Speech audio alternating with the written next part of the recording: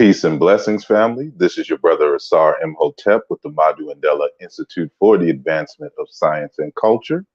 And you are here on another episode of The Devil's Advocate, where I take the most uncommon positions in arguments and statements. And I want to welcome you to today's topic, and that is African Americans need their own religion.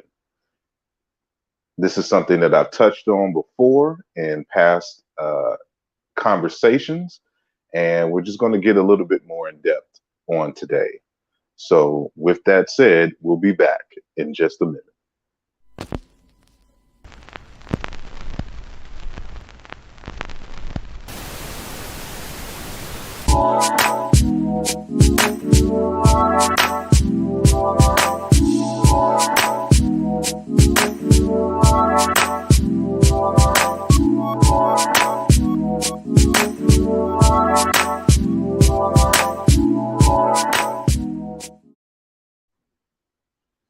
Indeed, indeed.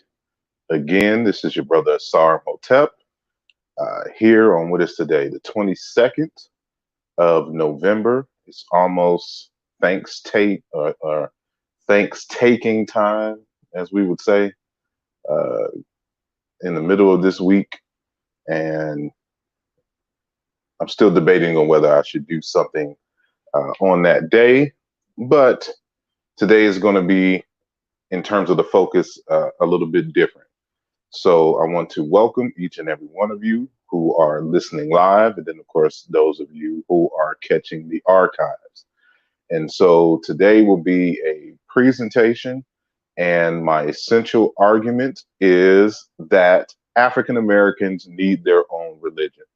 And I know there are some, especially those in the conscious community, who swear that we need to get rid of religion, and that is religion that is our downfall. And it is my argument that it is not necessarily religion in the truest sense of the word that is our downfall. It is our lack of religion. And that in order for African Americans as a population is going to excel and exceed and move forward in time, we are going to have to design and ground ourselves in our culture, in our own religion. And so that's going to be the focus and the topic of today.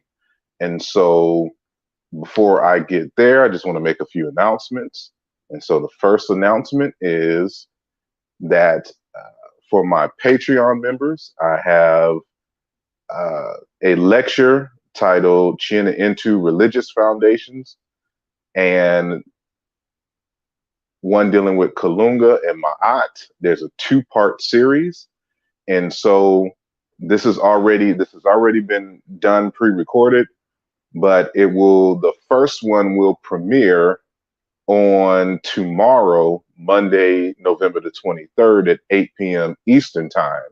So you'll be able to catch the first part of the lecture, and then the second half of the lecture, of course, is going to be for my Patreon members. And so if you have not become a Patreon member, I encourage each and every one of you to do so.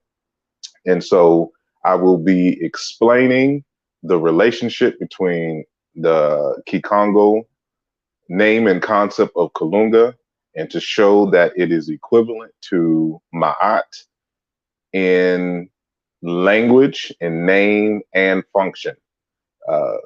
Maat of the ancient Egyptian tradition. And so I created this diagram that you see in the center of the flyer, and that will be explained more so in the second video. And so the first is just the preliminary arguments. And so, we're going to be doing a lot of conversations centered on African Kimoo, or what I call, African spirituality. So this is one in a series of a bunch of discussions, so to speak.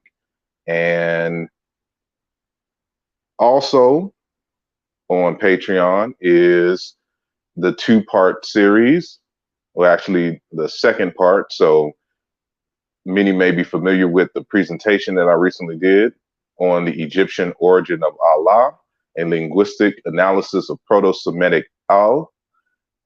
Part one is free and available to those who visit the YouTube channel, but part two, of course, is on the Patreon. So I just want to remind those who, haven't seen part two, or, may be interested in this conversation.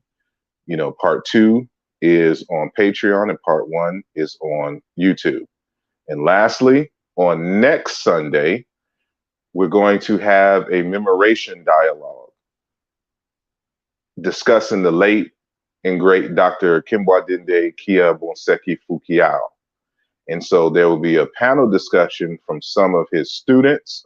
We'll have some of his students and some of his friends to talk about the life and legacy of Dr. Fukiao.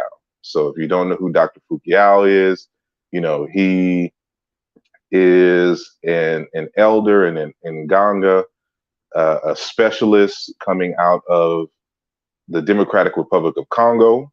And, he has written a litany of books describing the Bakongo concept of spirituality and religion and history and education, pedagogy, and things of that nature.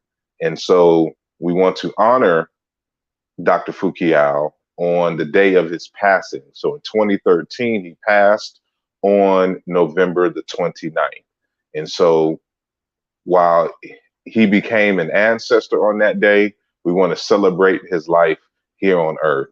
And so we're going to have these conversations with a few of the people who knew him best. And so, more of that to come. And that will start at 11 a.m.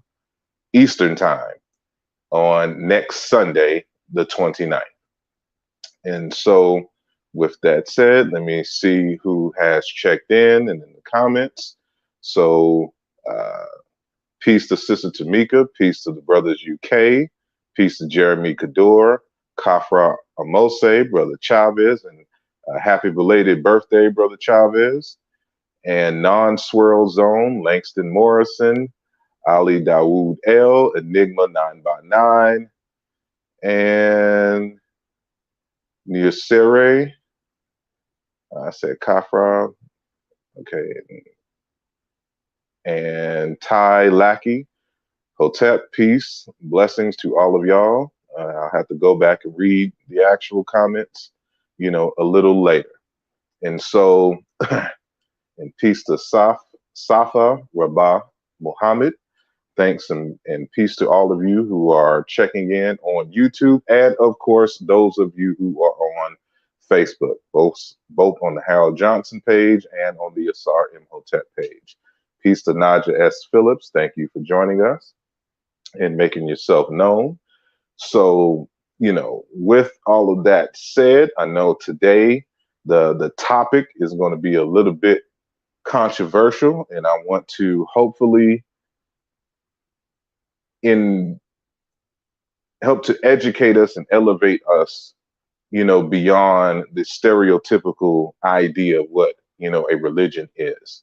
And so that when we talk about more specifically for African Americans, because, being an African American, I know I could speak more so on behalf of African Americans than I can for brothers and sisters out in the UK or in the Caribbean or, anywhere in South America or anything to that nature. So I don't want to say that I speak for them, but I would suggest, for those whose ancestral traditions and whose ancestral identity and sense of religion and things have been stripped, that they consider starting a new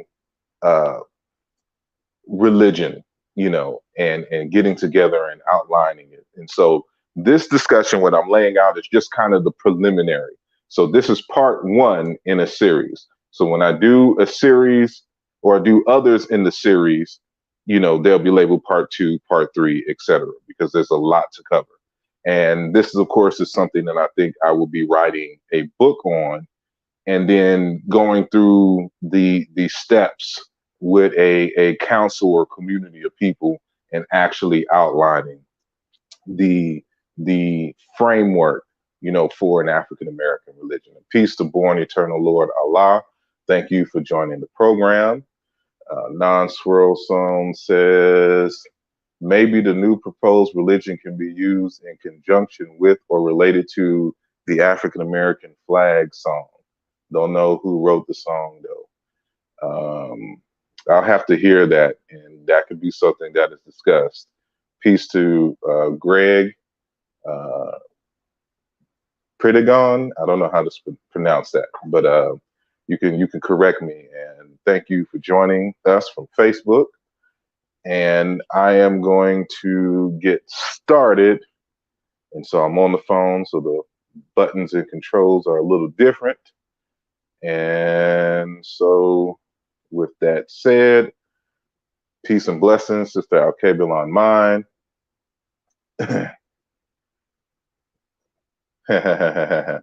Yes, she says she's in my business, loving mine. I'm getting older, so everything isn't in my memory. So I have to have the big whiteboard of the to-do list and things of that nature. And Brother Greg said, don't worry about the pronunciation. I appreciate it. Hopefully I can hear it said so I can not, butcher your last name. And, I know how important people's names are to them, so I don't want to mispronounce them and say something that, may be a cuss word in another language, if you know what I mean. So with that said, we will get started. So as I stated before, the title of this program is The Need for an African American Religion, Part 1. And so we will continue. And of course, my affiliations, the Diopian SEALs, and the SEALs is an acronym for STEM, which is science, technology, engineering, and mathematics, and then Egyptology, agriculture, and linguistics. And so my trinity in terms of linguistics and mathematics and logic, showing that they're all related. And so these are some entities that I've created. And of course, in the future, I'll give you more details on the ins and outs of that.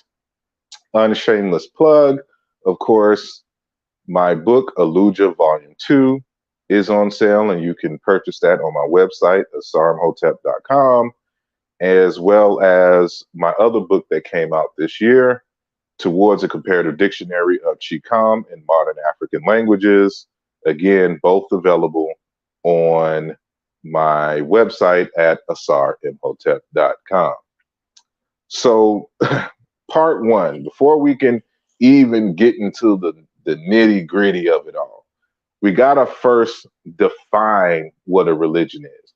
And with me being a linguist and historian and things of that nature, I like to go to the etymology of the word. And so there's a history with words that kind of leads up to how we use the term in modern times.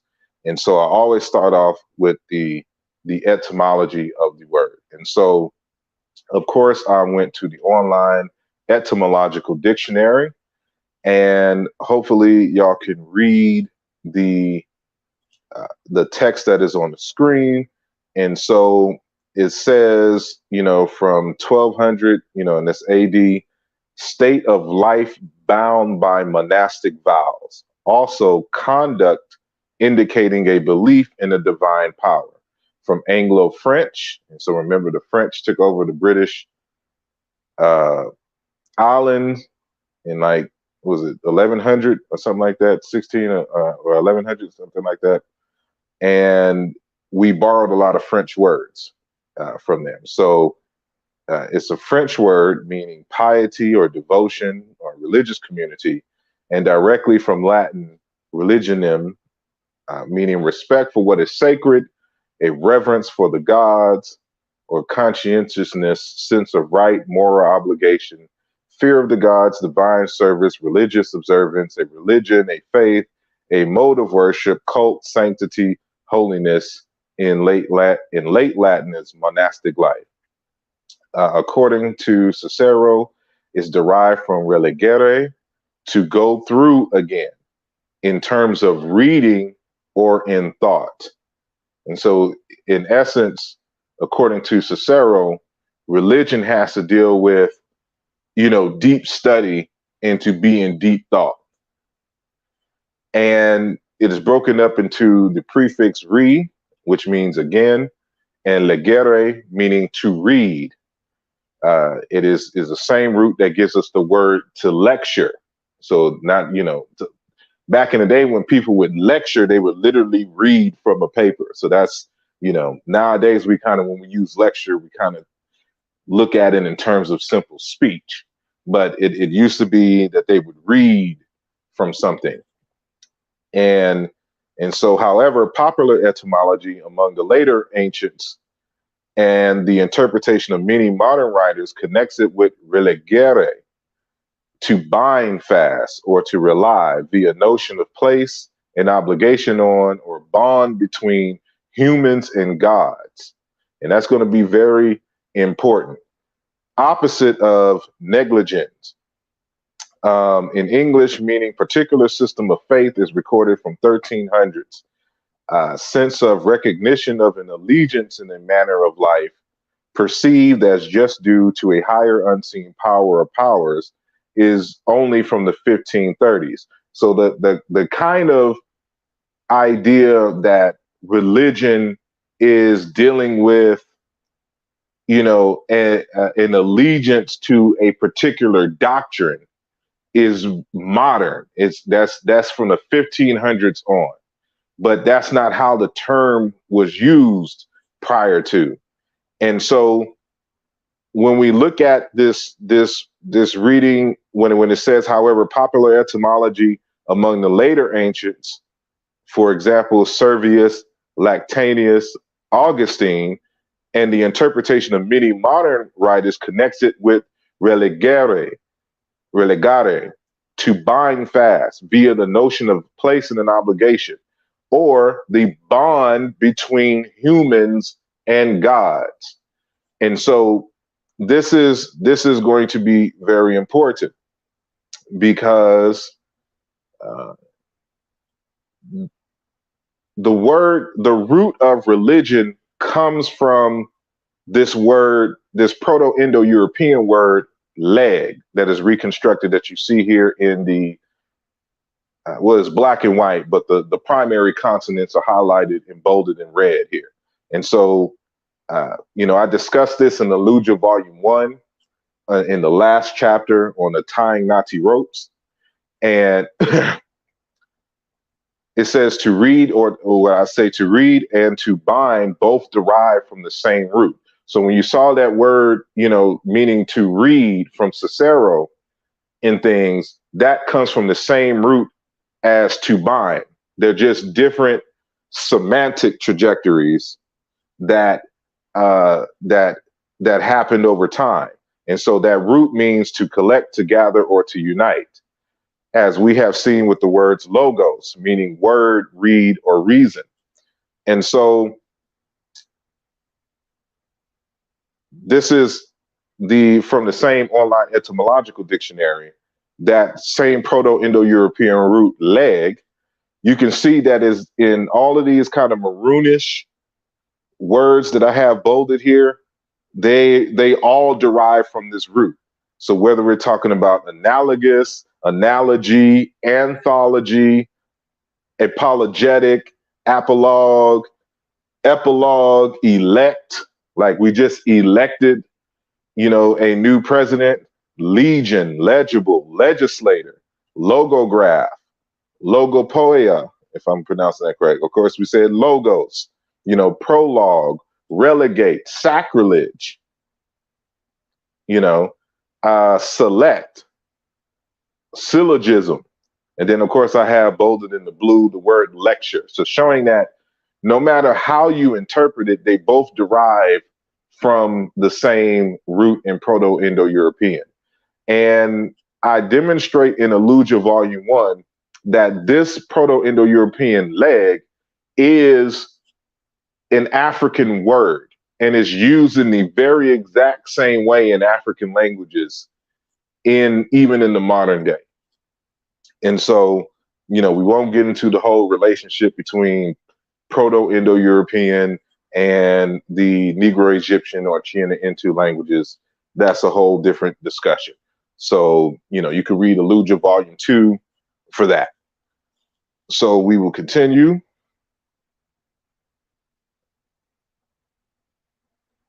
And I'm using a different program today, so it's acting kind of slow. This is just some more, information showing that, the word leg is in words for speech, logos, and things of that nature, and to collect, yada, yada, yada, legere, to gather, just more information on that. So I skipped that. But I also noted and I'm seeing from Uwa Abantum, he says Regency and Rex. No, that's a totally different root. So the root that we just mentioned is Proto-Indo-European leg. And then what you're talking about as far as reg, Regency and Rex and right in English derive from the same root, but that root is a different root that means to straighten, to put straight, to organize, to put in order. And so that's a different root. So I'll continue.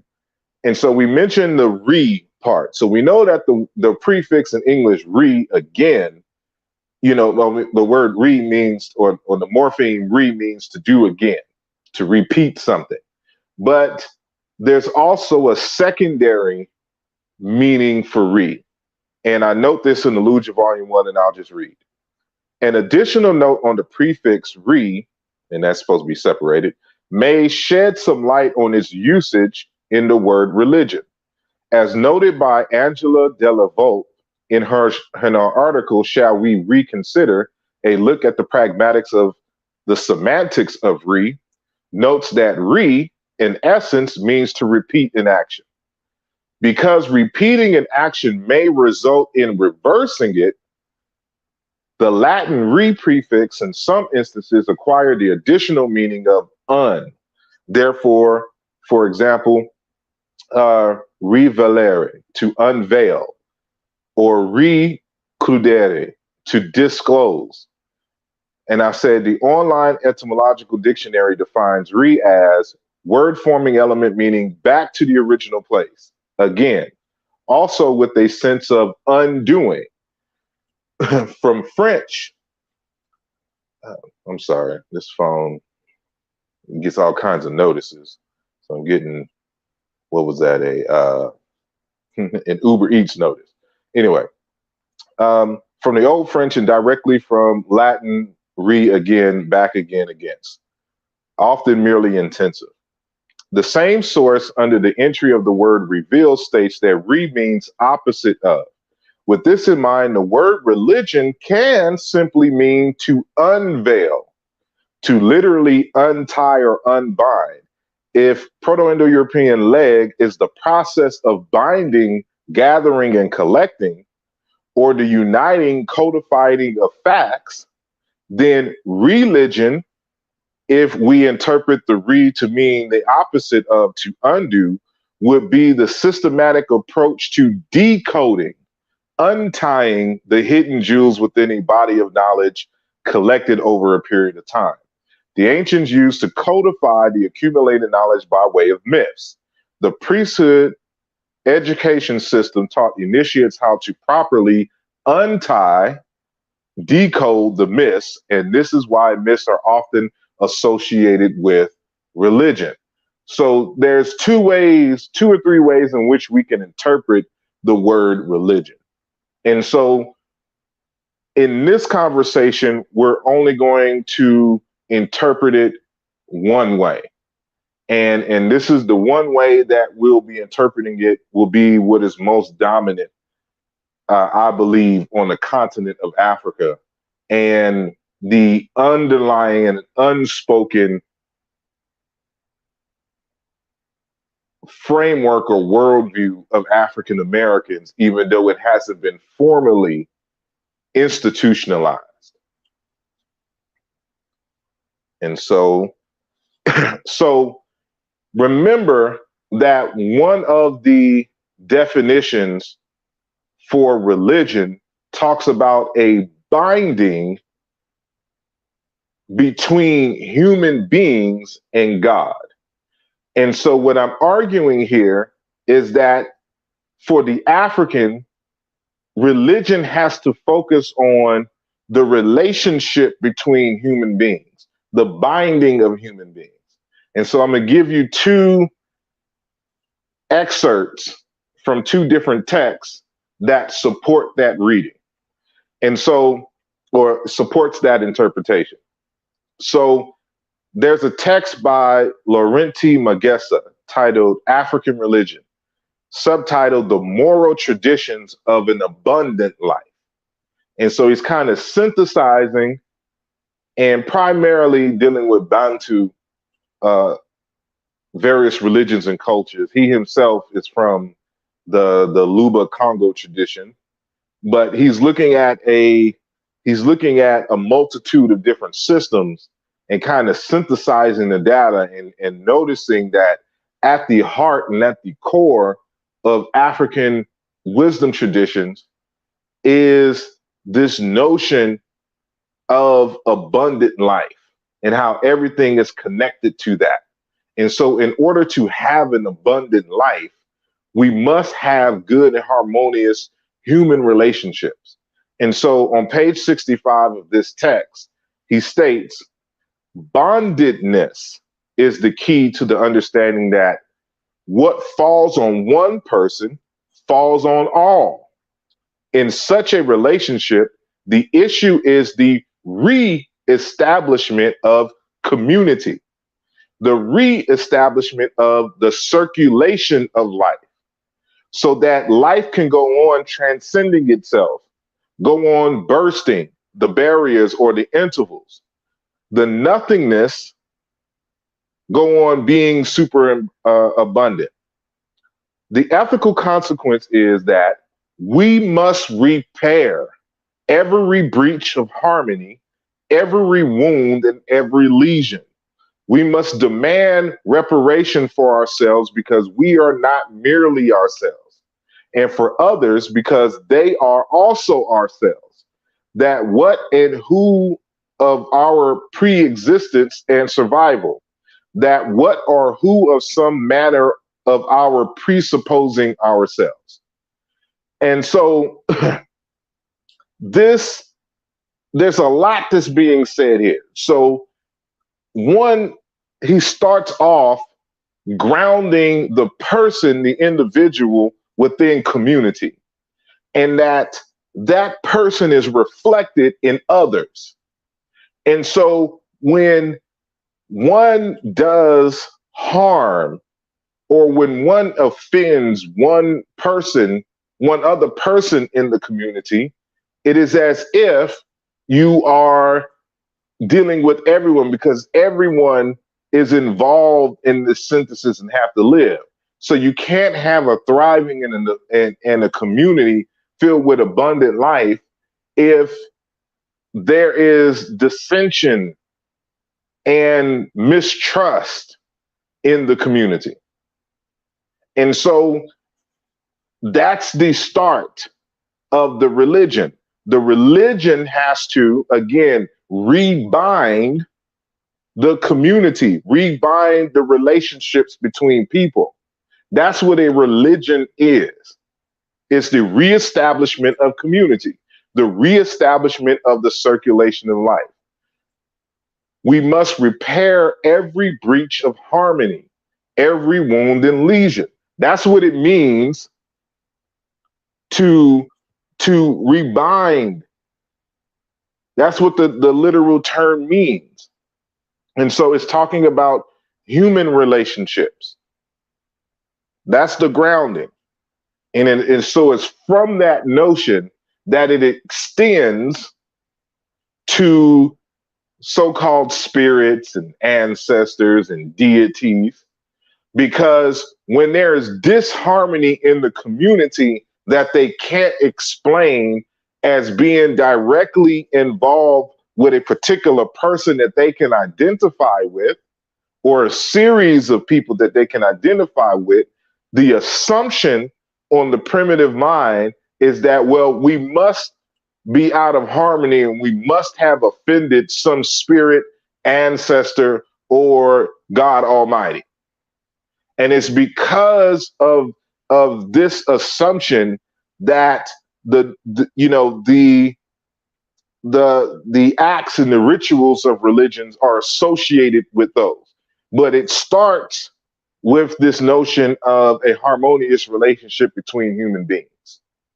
And so this is echoed by Dr. Fukiao, who I mentioned earlier that we'll be doing the Mamation dialogue. We'll be having the Mamation dialogue about on next Sunday, the 29th at 8 p.m. Eastern time on this channel.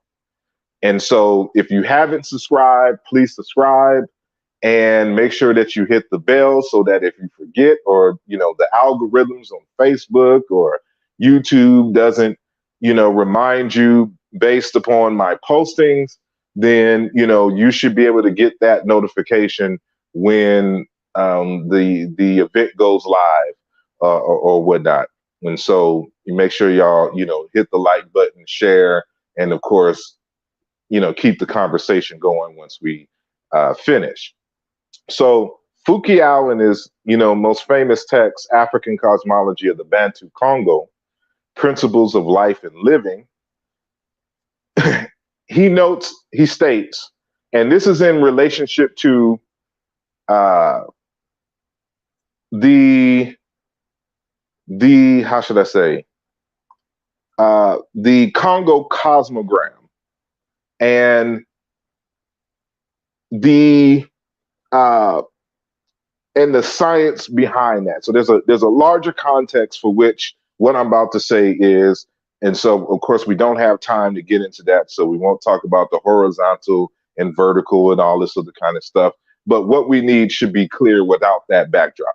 So he says it is the horizontality plane, again dealing with the cosmogram that he's talking about, that binds all community. And these are my actual notes. I had to scan this and put this in. So the underline is my chicken scratch. So y'all please forgive me with that. That binds all community relationships between its members. It's true religion, Lukangudulu or Lukangudulu. And the root of that word is kanga, meaning to tie. When these relationships are weakened or broken, the community leadership calls for a reconciliation meeting to tie again, to religar the broken relationships, to tie again, and then the broken relationships are reestablished and the community is imbalanced. Kaninga or Maat. Once these broken relationships are reestablished in the community, bio-spiritual rope is strengthened, the whole community will stand again on the vertical plane between the earth and the skies and between the upper and lower world to communicate to both Kalunga God, the completely complete higher living energy, also known as Nzambi, and the ancestors, the Bakulu. And so just like Magesi has stated, Fukiao, again, grounding this concept of religion in community.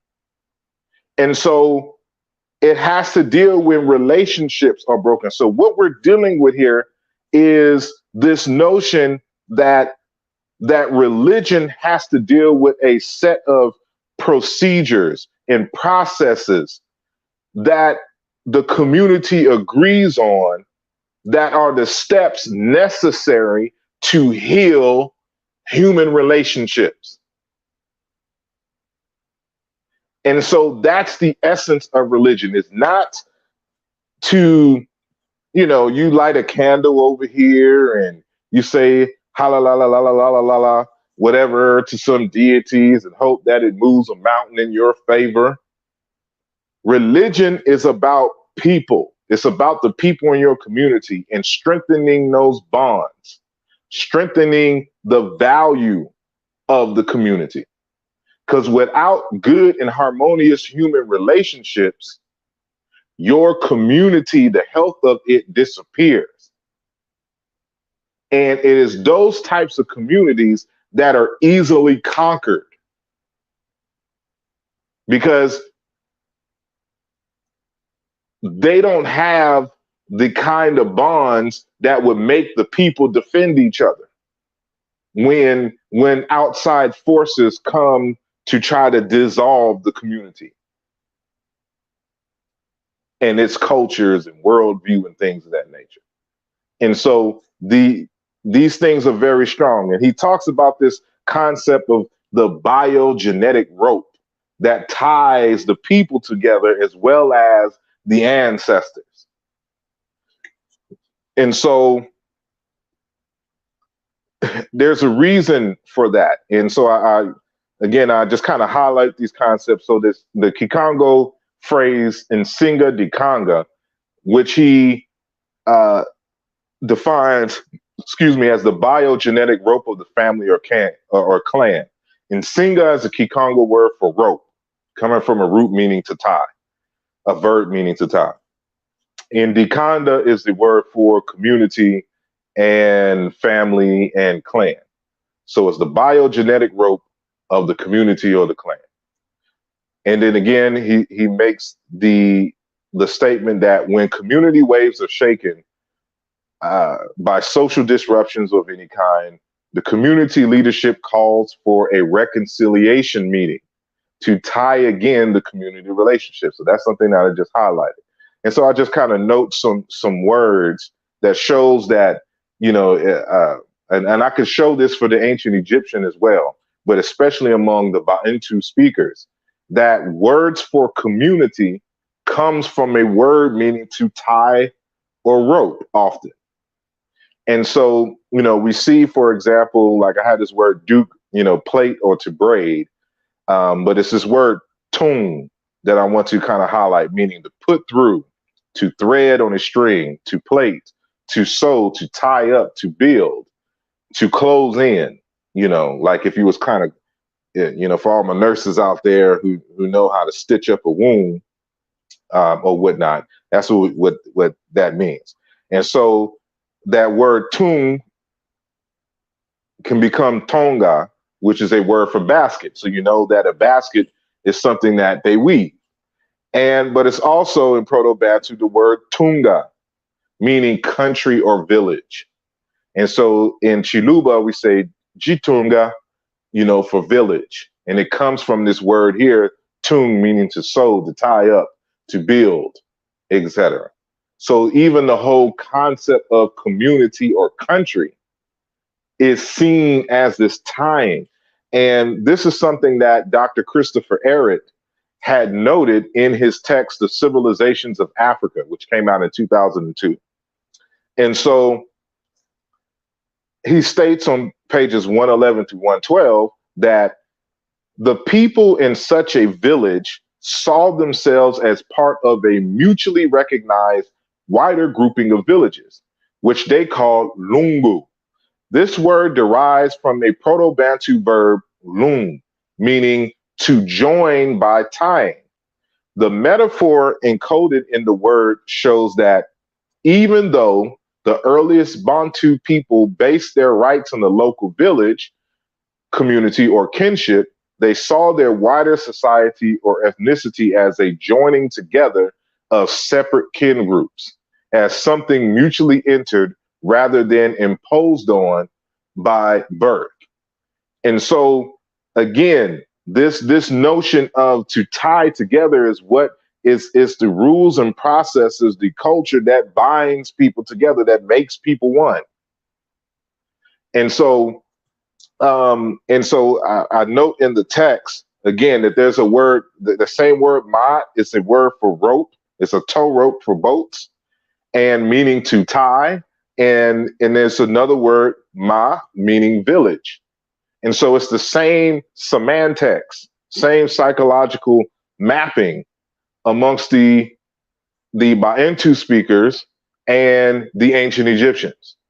And when we go into other parts of Africa, you'll see that same kind of thing. And I see the comment by Brother Conan Lee. He says, going to be controversial here, need to do away with religion altogether. I think it is outmoded. You can't get rid of religion. You can't and we'll see by the end of this conversation that if you're talking about building, if this conversation is especially for all of those who swear they're about nation building. If you claim you're about nation building, you have to have your own religion, because religion is the basis of nation building. And so you can't get rid of it. We just have to design it in a way that it does not mirror what we've seen, for example, in Buddhism or Islam or Christianity and Hebrew Israelite stuff. And so we'll get into the details of that, throughout this conversation. So peace, Brother Descent, and peace, Jay Farrell, for joining the conversation. And so those who are familiar with my work, that I have labeled the books, or at least two in the series so far, Lugiah. And this word Lugiah, I argue, can be a word for religion in the deep African sense, as we have seen in the citations that I have shown beforehand. And so the word Lugiah in Chiluba Bantu means to make, to provide, to retrace one's steps, to refer to the place of origin, or to restore. And it has a cognate in the ancient Egyptian, Saruj, and it's usually part of a phrase, Saruj Ta, meaning to restore the earth. And what Saruj means to make secure, to set right a wrong. So remember, when we talk about religion, is to set right a wrong, to provide, fulfill a contract, to restore, to repair, to make new again, to make, grow, and flourish. So Saruj Ta is essential to ancient Egyptian thought and philosophy. And it's essential to Bantu, Lugiah thought and philosophy. And so the root of Saruj, S being the cause of the prefix, is Ruj, meaning strengthen, maintain, perpetuate, flourish, be prosperous, success, enduring, permanent, sturdy, steadfast, remain firm, firmness, consistency, to be strong, to prevail over, competency, ability. And these words, these meanings are actually derived terms. And so if you see, I don't know if you can see my mouse, but the determinative or the classifier for this word, if you can see the hieroglyphs over here on the left-hand side, and it's a tied piece of rope. It's a tied piece of string and linen. And so it comes from a root meaning to tie. And so that's where the notion of to make secure, to make strong, and then of course to strengthen, to flourish, etc. All of these types of things, come forth. And so understanding words and African languages helps us to get to the heart of what it is that we've lost, which is why, historical comparative linguistics is an indispensable tool. And so Lugiah, again, restore, replace what had been removed or deleted. Another form is Aluka, return, retrace one step. Lugiah, make, provide, to retrace one step, to refer to a place of origin. Alukija, to think, to reflect, to consider, to render, to make. So remember, when we went back and we saw the definition for religion, the I mentioned that it had to deal with reflections, to think, to ponder, to be in deep thought, to consider. And as I said, the cognates for religion in Indo-European and in Africa, they all come to the same exact meanings. And so you can see how this matrix behind this root, comes to manifest itself. And so we continue to render, to make, Jalukija, Jalukija, reference, reaction, feedback. Lugiah is related to the term alabula, change, modify, alter, to return, etc. I won't read all of these, but we'll go to Longolola, which is another variant, because the root is really al or illa, and then it has these different suffixes on the root. And so this Longolola means to repair, store with care, to arrange methodically. Longa, reward, to give a tip. Longa, to arrange, to put in order. And then other variants, meaning how to govern, how to arrange, arrangement, organization. And if you have a Lugiah Volume 2, I show you how these roots here are cognate with the word Maat. And so we don't have time to go into the deep recesses of what Ma'at is, but this is all of what it is. It means to put in order, to arrange, to tie, to build in a certain way, to give something purpose. And this is essentially what a religion is.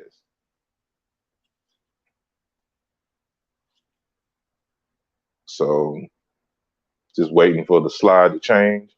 There we go. So I argue that we can use terms like a Lugiah because it is equivalent to religion. And I say, Chaluja, and I'm trying to figure out some, because I could say Buluja or Boaluja, since to use the abstract prefix. And then, of course, if y'all been paying attention to this channel, you know that, I didn't coin the term. I expanded the usage of the term Kimoyo. And I've defined it as the art of adding life to life. And it really means the art of vitality, the art of prosperity. And so this principle of adding life to life is going to be key. And so what I argue here is a Lugiah is for community. And how you Lugiah, how you religion, has to deal with your ability to kimoyo, the processes, the ways in which you have learned to add life to life. And so we'll be going deeper into those concepts in the second, third, and fourth installment of this conversation. So I'm just kind of laying a broad treatment here, and then we'll get into more details in those subsequent conversations. And so what I argue here is that your culture is your religion. That's why I said you can't get rid of religion. Religion is your culture. And the reason why we have such a negative view of religion is because of the circumstance we find ourselves in the diaspora and even on the continent, where invaders have come and forced their culture, their religion on people. And now we exist, especially us in the United States, where you have a plethora of different cultures from around the world who have all brought their religious systems. And so what I'm saying here is that we don't have our own religious system. And so your culture is your religion. And we're going to be defining what a culture is. And I have these equated here at the top. So I say that culture equals religion equals an algorithm. Say it again. Culture equals religion equals an algorithm. Now, with me being, a computer scientist, first and foremost, you know, we associate algorithms with computers, but people don't understand that your culture, your religion is an algorithm. So let's prove it. An algorithm is a set of guidelines that describe how to perform a task. It is a process or a set of rules to be followed in calculations or other problem solving operations, especially by a computer. And we should note that a computer was first a human being. So if you go back, you remember that movie? What was that movie? Darn it, with the sister who wrote the equations for so they could get to the moon. It's like right there. Any other time I could think of that film. You know, Taraji P was in the film. She was the star of that. I know y'all know. I know there's going to be a delay, but that movie, and y'all can tell me in the chat. But you know, they were computers, and so a computer was a human being who would calculate and create formulas to solve problems. That is a religion. The religion for a modern hidden figures. Thank you all. The religion for a modern Apple or Dell or, you know, what's another one? HP, whatever type of, you know, mechanical computer, its religion is the code for whatever programs or whatnot. Programs are a series of instructions that a computer must perform in order to solve problems. And that's what your culture is. So Dr. Wade Nobles defines culture as a process that represents the vast structure or behaviors, ideas, attitudes, values, habits, beliefs, customs, language, rituals, ceremonies, and practices peculiar to a particular group of people, and that provides them with a general design for living and patterns for interpreting reality. And I have here highlighted the word process, because just like an algorithm is a process or a set of rules to be followed in calculations or other problem solving operations. And so, of course, we have to go to Dr. Amos Wilson in Blueprint for Black Power, a moral, political, and economic imperative for the 21st century. And he notes on page 59, citing Horton and Hunt, that they provide a workable answer to the question, what is culture? From their life experiences, a group develops a set of rules and procedures for meeting their needs. The set of rules and procedures, together with a supporting set of ideas and values, is called a culture. Your culture is the algorithm, the set of processes and procedures. These are your to solve problems of your community. And so this is what your religion is the processes, the code, the rules, the set of rules, the algorithms used to maintain harmony and balance in your community. It's used to solve problems. So the problem is that somebody stole something. So I went to Alkebalon Mine's house, and, you know, her and her husband, you know, had something valuable on the dresser drawer, right?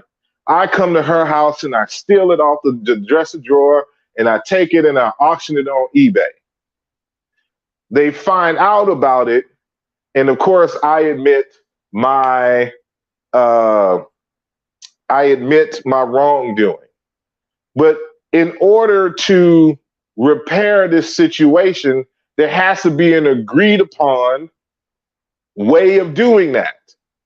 So first, I have to show, remorse and apologize. Then I have to replace the item. And then probably I have to give and give them something more for the anguish and distrust that I've caused. Like there's a process, there's a series of procedures that I must do in order to repair the relationship that I severed, by stealing whatever item it is on our Kabbalah mine, at her house. This is the religion. And so my actions planted a seed of mistrust with Al-Kabbalah mine and her husband if I did, that or whatnot. And I want to gain their trust again. I have to do some things, some time would have to elapse, but I would have to do the necessary steps to repair that relationship. And no, Sister Al-Kabbalah mine is an example. I didn't go to Al-Kabbalah mine's house and steal something off her dresser. I've never been to Al-Kabbalah mine's house. Just saying. Again, so when you understand, the procedures, first, admit, you did it, admit that it was wrong, apologize, replace item, give more money or something to this nature, to compensate for, pain and anguish or whatnot. And, to set that right, to rebond, to re-strengthen that relationship. There's steps and procedures that you have to do. So this is what we're talking about here. And so, but again, when you're talking about a culture, when you're talking about a religion, it is the procedures, the codes, the algorithms that the community develops to solve its problems. And so we continue. Culture constructs definitions, meanings, and purposes. These cultural constructs are used to proactively and reactively mold the mind, body, spirit, and behavior, which I have highlighted here in red, of the constituent members of the culture. And so what we're talking about here is shaping how people react with one another and how they see one another. And so socially, culture patterns the ways its members perceive each other, relate to, and interact with each other. So that we're talking about a system of values and expectations and behaviors. This is something that has not to this day been formalized in the African American community. What we've done is borrowed. We had our own things that we brought from Africa in terms of our behaviors and things, but we didn't have any way to express it with this new language of English and things. And then certain ways in which we solved problems weren't allowed here in the United States. So we could only do what they allowed us to do. So at a point, they allowed Christianity. They allowed Islam. They allowed Buddhism and stuff. But once you start talking about some African spiritual concepts, oh Lord, no. That's that voodoo and hoodoo, stuff like that. That's the devil. Because that's the value set of Islam and Christianity. That made you fear your own traditions. So for a long time in African Americans' history, African American people were not listening to or were not seeking as a collective wisdom from the indigenous African systems. So,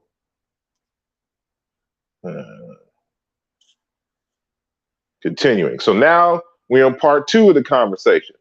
So again, I appreciate everyone who is just coming to the conversation. And if you missed it, I encourage you to, when the conversation ends, to go back and listen to the first hour. So we're in the second hour now, and kind of get the details. So, you know, hopefully as we're going along with this, y'all are beginning to understand where I'm coming from. And so let me go back to the previous slide. So now every single time that I bring up the notion that African Americans need to create their own religion and create their own culture consciously, not just have a reactionary culture, and that's pretty much what we've developed here in the United States. It's very reactionary. But we need to have a proactive development and institutionalization of our values and culture. And then from there, we'll be able to thrive. But I always get this question, well, why do we need to create another religion or culture when we can just go back to African culture? First and foremost, there's no such thing as African culture. That's first and foremost. Secondly, they don't understand what religion is, so they don't really grasp. You know, people think that religion is something that you can just grab from somewhere, like it's an item off the shelf at the grocery store. You know, I get this religion, I can get this religion, and whatever. That's not religion, you know, and they just identify and abandon. You can't do that. You know, when you're talking about a religion, you're talking about the worldview and the algorithms of a community that they develop for themselves at a particular period in time to help them solve their problems. So, given that the African American is a new people, and we have a new set of circumstances and problems to solve, other cultures will not be able to solve our problems. We have to develop something that is homegrown. So remember that your culture, your religion is designed to solve problems.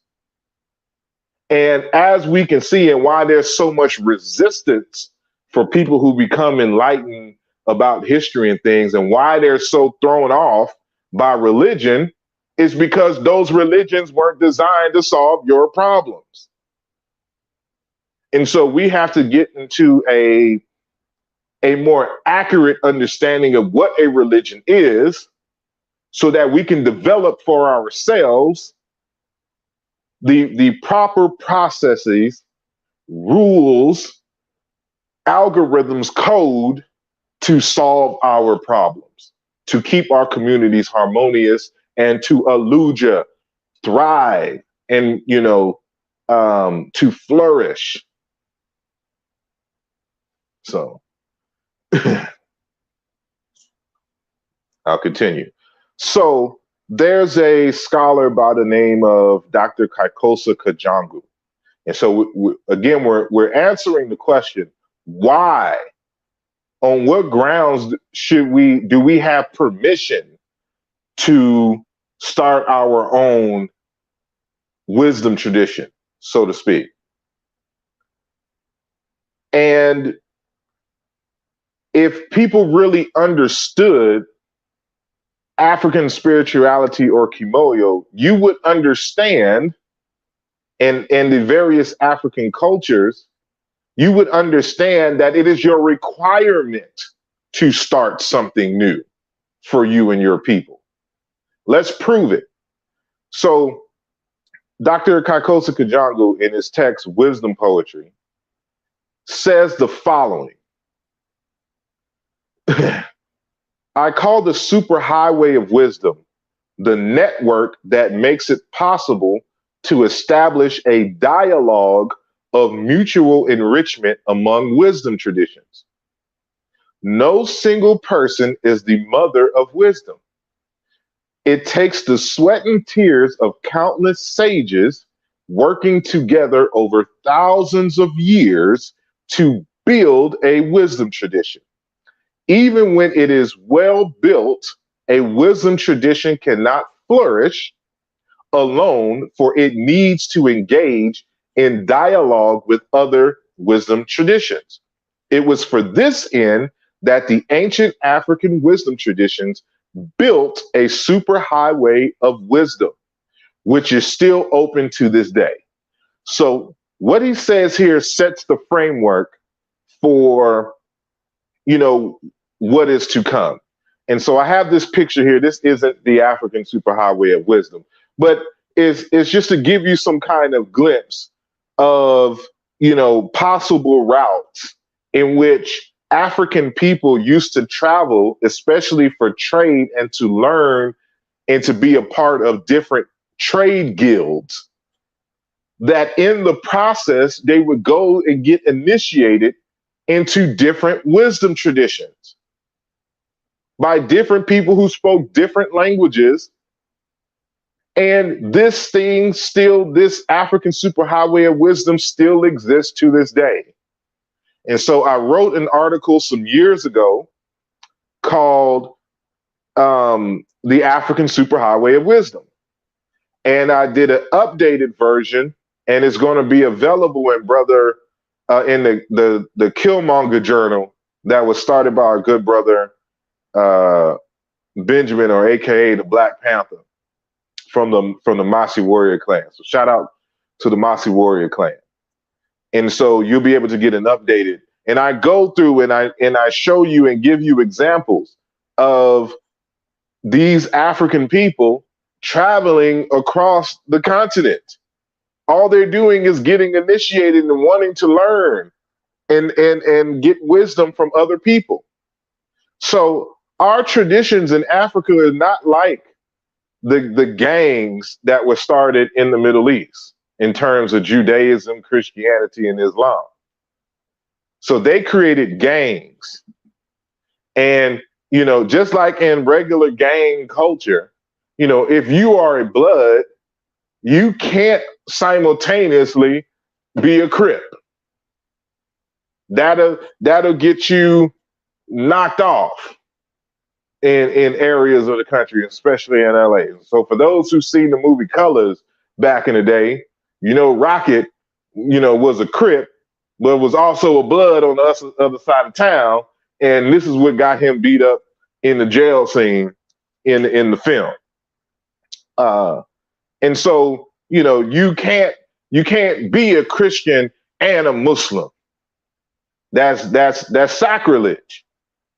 But that's not the case in Africa, because they had an understanding of what religion is.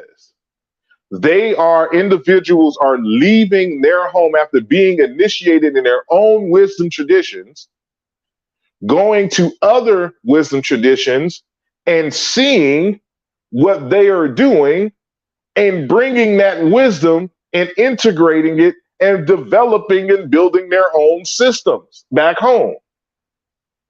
That's how it is done.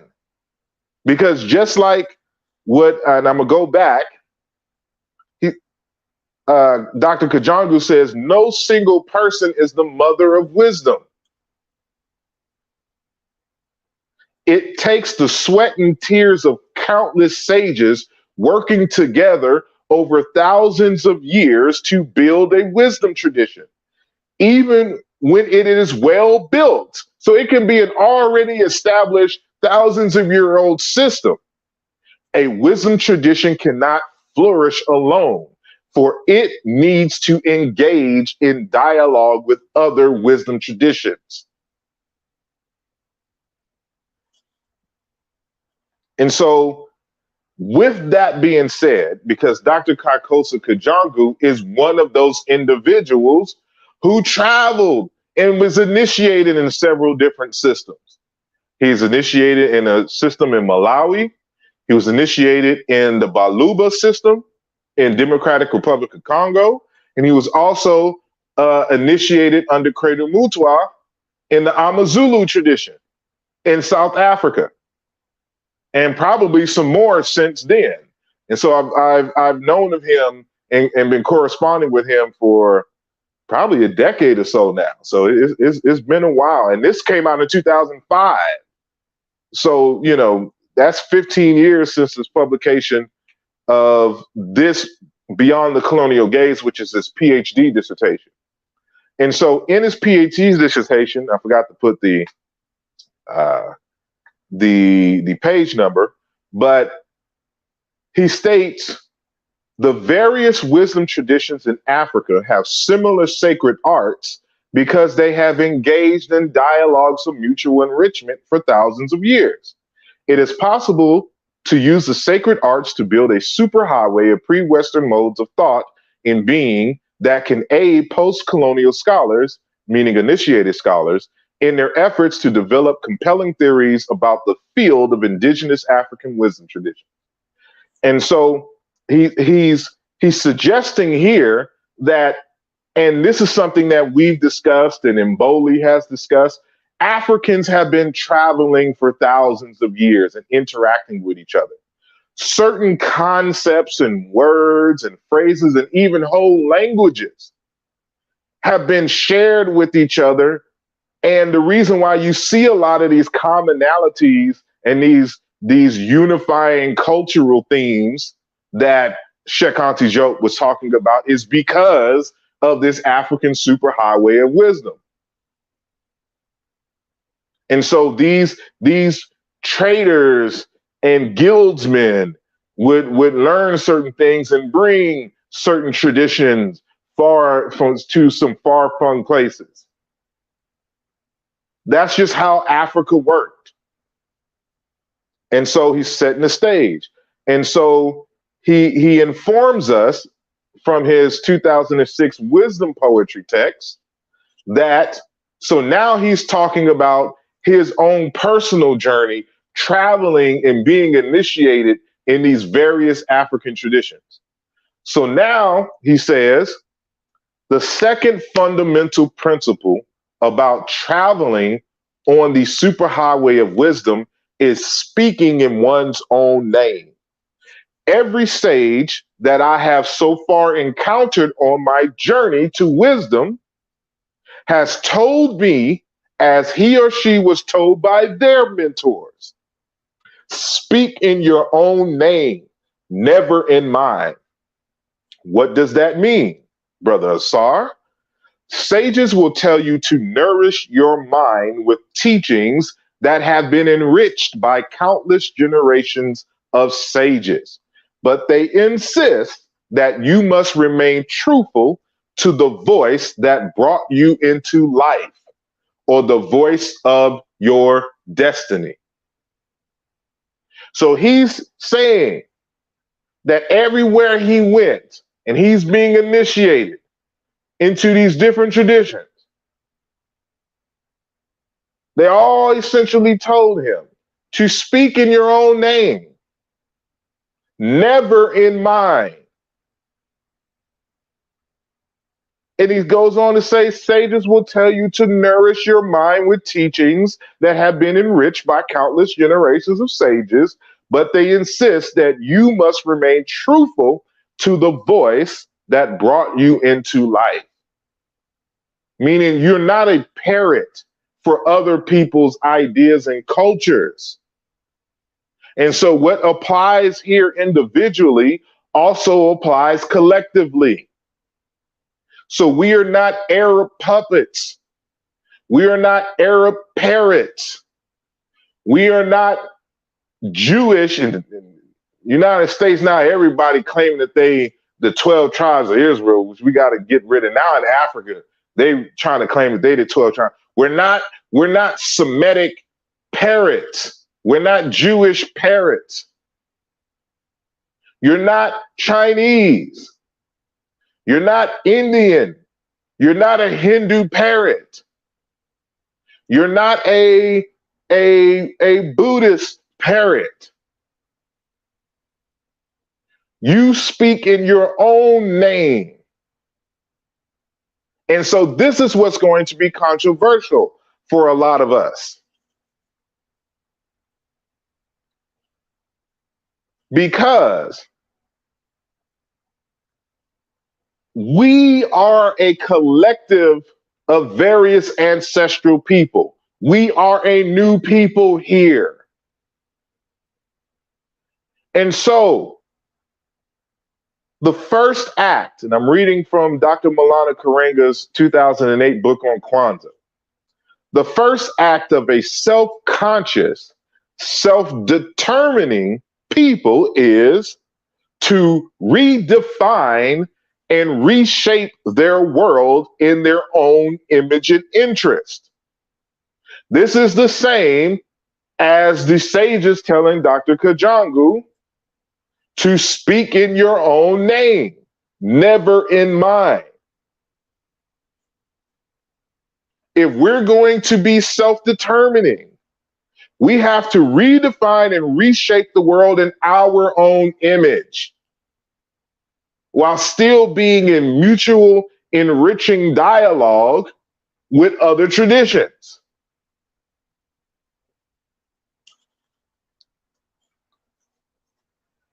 John Henry Clark cited John W. Vandercook, and he states, a race is like a man.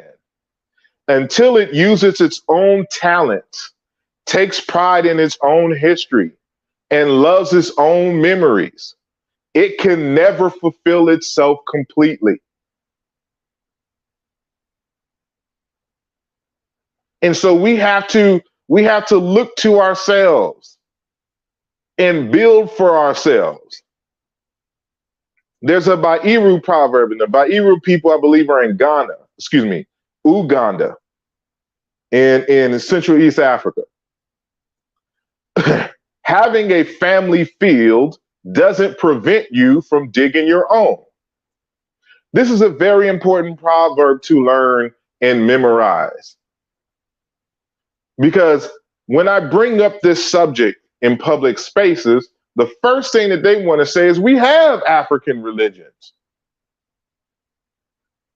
But understanding those religions were created for those people at a particular time in history to solve their problems that they did not have, that the African American in 2020, 2021 has. So just because you have a family religion way back on the continent of Africa doesn't prevent you from creating your own. Again, I keep telling folks, people talk Africa, but don't really study and pay attention to Africa. You're required to create your own tradition from the African perspective if you separate and become a new people. So even Cheikh Anta Diop understood this notion that something new has to occur. And so he says, we must reconstruct a new Afro-American cultural personality within the framework of our respective nations. And he's talking about a new African American personality on the continent of the United States and a new Afro-American personality on the continent. Because Cheikh Anta Diop was for the United States of Africa, and he's speaking within that context. And he's saying that we have to create something new on the continent of Africa and in the diaspora. But it's built off of the experiences in history and the wisdom accumulated in every respective space. So we must reconstruct a new Afro-American cultural personality within the framework of our respective nations. Our history from the beginning of mankind, rediscovered and relived as such, will be the foundation of this new personality. So he's saying we need to create something new, but it needs to be grounded in the best of our traditions. And we need to discard those aspects of our cultures and histories and things of that nature that don't work or cause cataclysmic disharmonies within our social sphere. And so, if you know anything about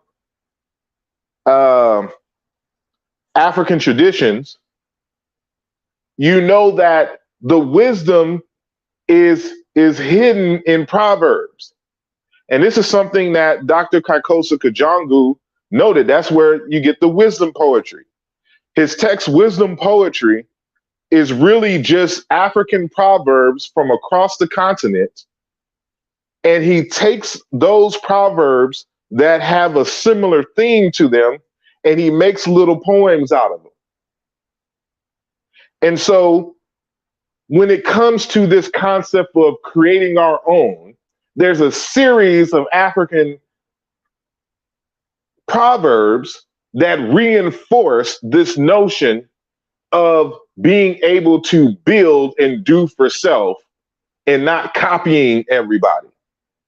And so the Swahili proverb, the bird does not think that his own nest is shabby.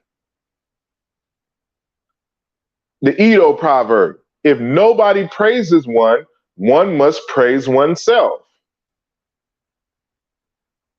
Oromo, East Africa, one's buttocks, even if skinny, serve as a seat. Oromo again, the water of one's pond, one must draw for himself. You draw your own water from your own pond. Swahili, a man's greatness and respect comes from himself. Swahili again, every bird flies with its own wings. And I love that one. You never seen a bird, well, you rarely see a bird hitching a ride on other birds, trying to fly. A bird flies with its own wings. When a goat is present, one should not bleat in its place. Lastly, from the Bambara again, when a snake or some other animal leaps out of the forest, you throw at it whatever you have in your hand. You don't go somewhere and try to go get a weapon. Whatever you got is good enough to defend yourself against the snake or whatever animal, is coming. Whatever is in your hand, you have to be able to solve your immediate needs. And so all of these proverbs here essentially relate to the notion that you have what it takes to solve your own problems, and that you should not parrot other people and their traditions. Speak in your own name, never in mine.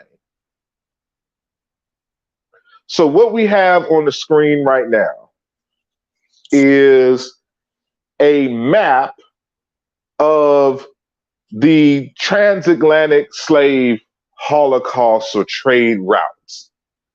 And so what you see on the right-hand side of the screen are the areas in which those in the Americas where we derived primarily from.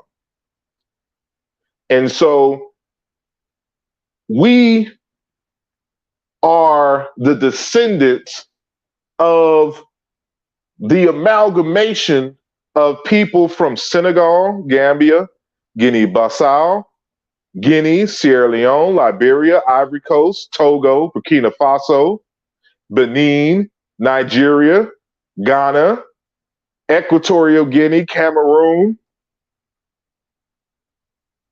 the Congo Republic, Angola, Democratic Republic of Congo, Gabon, and what is least talked about is those Africans from Mozambique and Madagascar. Matter of fact, based on DNA evidence, my mother's side comes from Mozambique. And so why am I saying all of this? Because those of us African Americans, although our immediate ancestry comes from all of these places, we are not individually any one of those people. We are a new people now. And so we come from all across the continent of Africa. And so those people, the most prominent people that were enslaved, were the speakers of the Bay speakers of Togo, Ghana, Benin, Akan and Bundu, Bakongo, Igbo, Yoruba, Mande, Wolof, Chamba, Makua. That's from my mom's lineage is from the Makua people from Mozambique. And going to the next slide. And so, we're talking about Wolof, Mandinka, Sierra, Fulani, Jola, Balanta, Falupo, Mande, from all of these places. The Susu, Nala, Bran, Pele, Balanta, Biafra, Timne.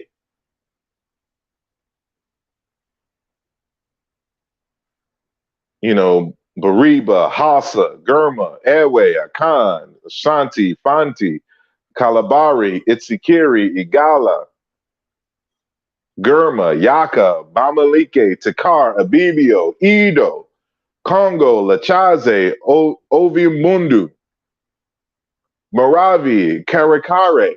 These are all the ethnic groups whose ancestors ultimately became the Brazilians and the Jamaicans and the Haitians, the people in the Dominican Republic, the Cubans and African Americans and, people in Colombia and things of this people, Black folks, the Black Mexicans and things of this nature. But we are not any one of those groups. We are a new people. And so we can't just take Yoruba tradition, expect everybody to get initiated into Ifa and start parroting the Yoruba, because we're not the Yoruba. Some of our ancestors may have been Yoruba speaking people, but some of our ancestors were also Igbo people and Hausa people who had a different tradition, and Akan people. Now, it's not to say that you can't learn from them and be initiated in them. Because remember, the African Superhighway of Wisdom, that's what we were doing. But we have to create our own, because we are in a new space, a new circumstance, and we are on grounds to be able to create something new. And we have the benefit of hindsight, not only having access to living traditions, but having access to books about certain traditions. And so we are in a better position to start something so it doesn't have the large weaknesses of some of the indigenous systems that are just holding on to old frames of thought that may not work in 2021 or may have failed us in the past. So when it comes to naming this African American religion, I have this suggestion, and it is called, is one of two of the same variant of the same name. And it's either Bolingo or Malinga. I think I'm leaning more towards Malinga, but it's the same word. And so, of course, it's a Bantu, because I just love Bantu languages. It's a common word in the language, and it means love and friendship. And so, in the Sango language, which is actually a borrowing in the Sango, Bolingo means love. And in Lingala, Bolingo or Kolingo, love. Basa, Ling. In Koyo, Linga, love. In Beti, Iding. In Bakoko, Iding. In Chiluba, they say Jinanga, love, charity. Munanga, beloved. Nanga, precious, beloved. Nanga, Nanga, love one another. Nanga Didila, how to love. Nangila is part of one of the names of God in the Congo. Maweja Nangila. And so variants of this root is Malinge, meaning child. And Chiluba has Bulongo, friendship, family, relationship. Chilongo, relationship, circle of friends, knowledge, comrades, and genre, Chikongo, friendship, camaraderie. And so I'm synthesizing all of these meanings in Bolongo or Malinga because this has to be the foundation.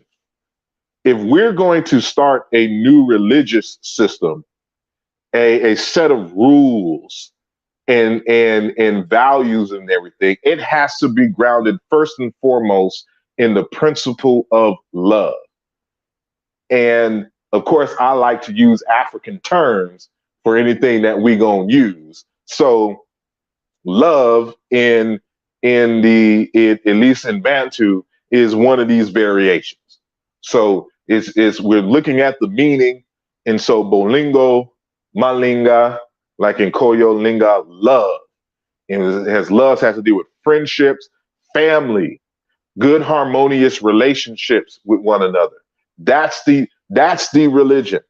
The religion is love.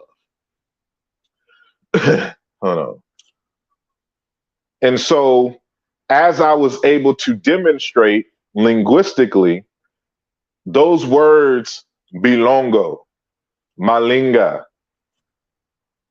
chilongu, et cetera, is cognate with how we pronounce it in English, Maat. And so if you really want to get into the deep aspects, we'll be dealing with this in some of the other series. But for those who have the Lugiah Volume 2 or my other text, Where is the Love? How Language Can Reorient Us Back to Love's Purpose.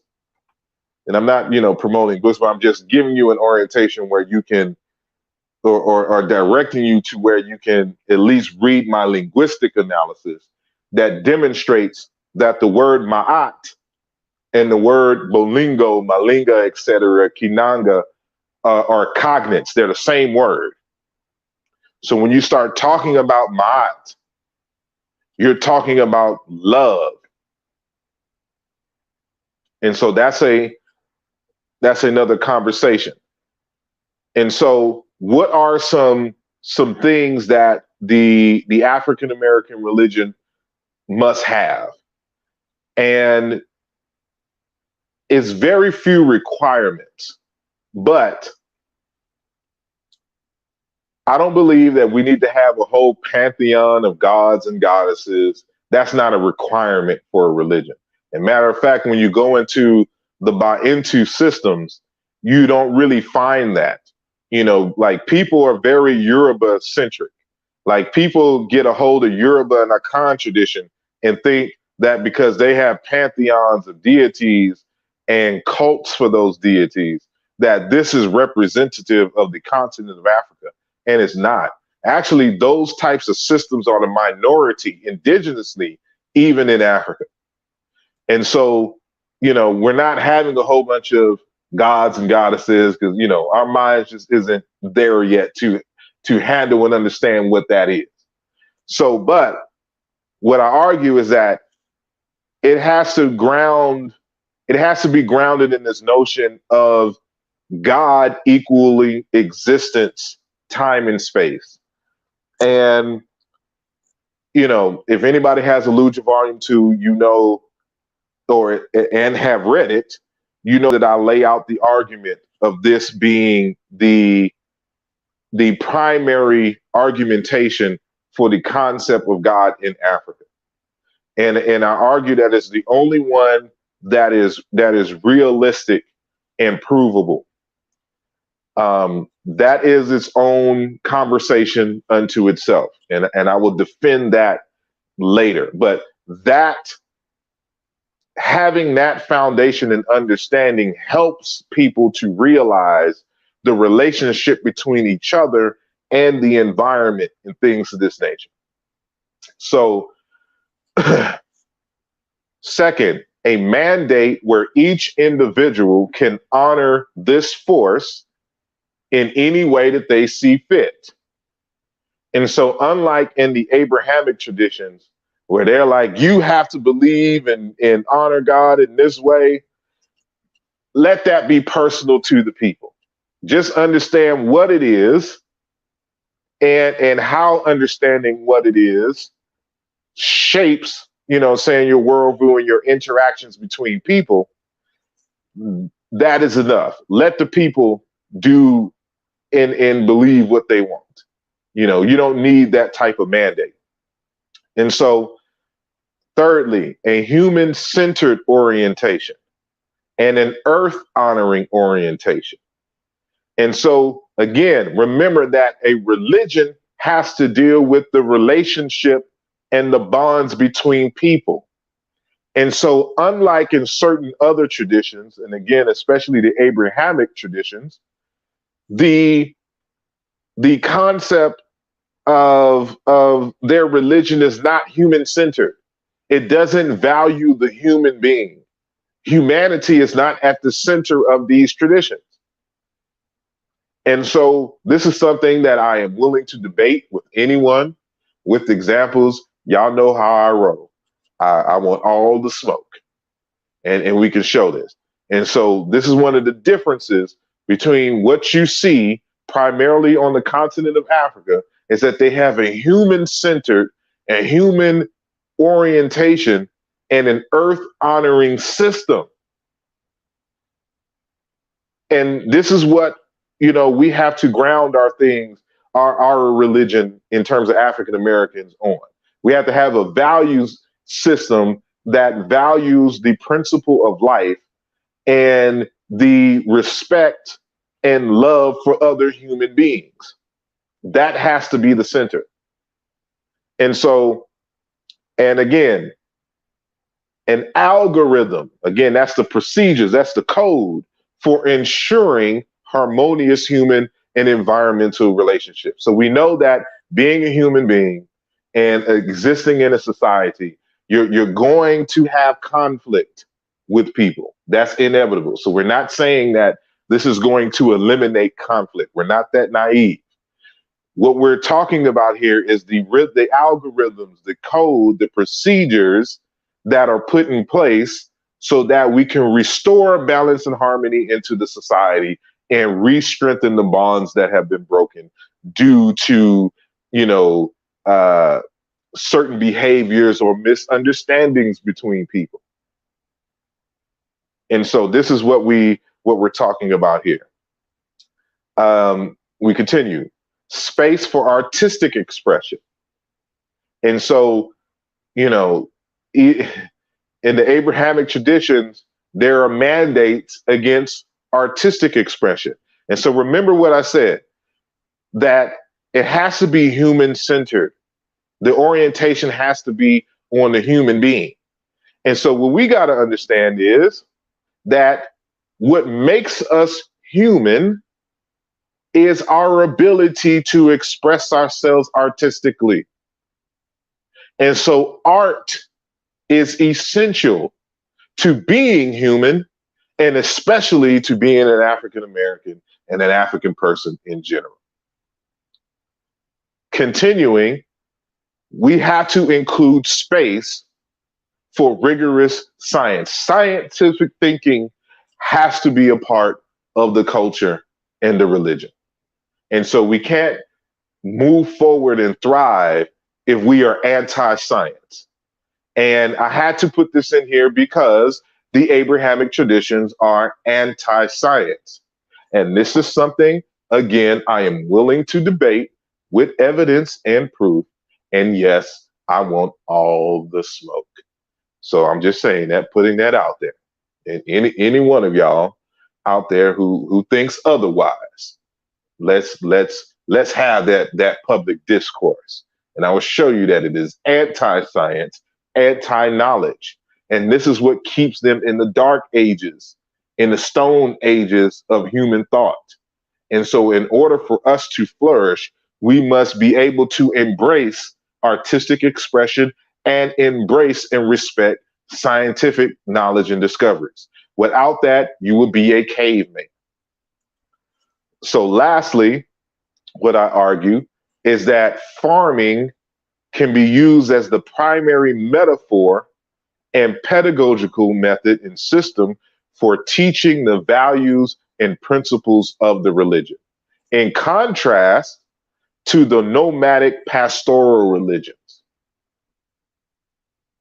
So there's certain ideas. So this is why I have to have this as a multiple part series, because, you know, if you don't understand the difference in thinking between pastoralists primarily and farmers, people who grow gardens and things of this nature, you won't understand the conflicts of history, and you won't understand how, you know, certain nomadic pastoralist paradigms have been problematic for humankind in general, but especially within the religious domain.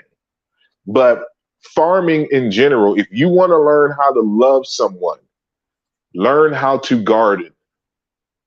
That is your training. That is your ritual space and training. And you will see all the metaphors, or you can develop all the metaphors and understanding of what it means to have relationships, to understand that, you know, people are certain seeds, and what it means to nourish and be careful with one another, and how environment is essential to helping others to grow and develop their gifts, and how it's a reciprocal, mutual, you know, relationship between crop and farmer and environment and others, and in learning how to share and work together and all of this other kind of stuff. If you understand how to farm, at minimum to grow crops in a garden, you have the basis to understanding what love is. And as I discuss in Where is the Love, not plugging the book again, I'm just saying it's just a fact that I had this discussion. You will see how even the ancient Egyptians and others utilize farming to be able to teach what love is. So, you know, again, in African religious tradition, God equals time and space, but we'll have a different discussion, because understanding that as a basis, you'll come to understand the relationship between, you know, each other and the environment, and how we can build a tradition based off of science, you know, and creative artistic expression, and they all work together. And so, you know, I love this citation from this article. I forgot what it's titled, but you know, I talk about how life, the principle of life, is at the heart of Kimoo, or you know, the word that I substitute for, you know, African spirituality. And that is, he states, we must start from the life concepts of African clan society. Life is so central that it must be characterized as sacred. God is understood as possessing life in its fullness and as the source of human, or the source of life. Humans have the inalienable responsibility for protecting and prolonging the life of the community in all aspects. Morality is quite simply the determination of whether an action promotes or diminishes life. The Tanzanian theologian Laurenti Magesa sounds a very similar note and states, For African religion, all principles of morality and ethics are to be sought within the context of preserving human life and its power or force. The sole purpose of existence is to seek life, to see to it that human life continues and grows to its full capacity. If you understand that, you will understand why I had to label the African American religion a word for love. And we had to deal with and clarify the meaning of religion in terms of human life,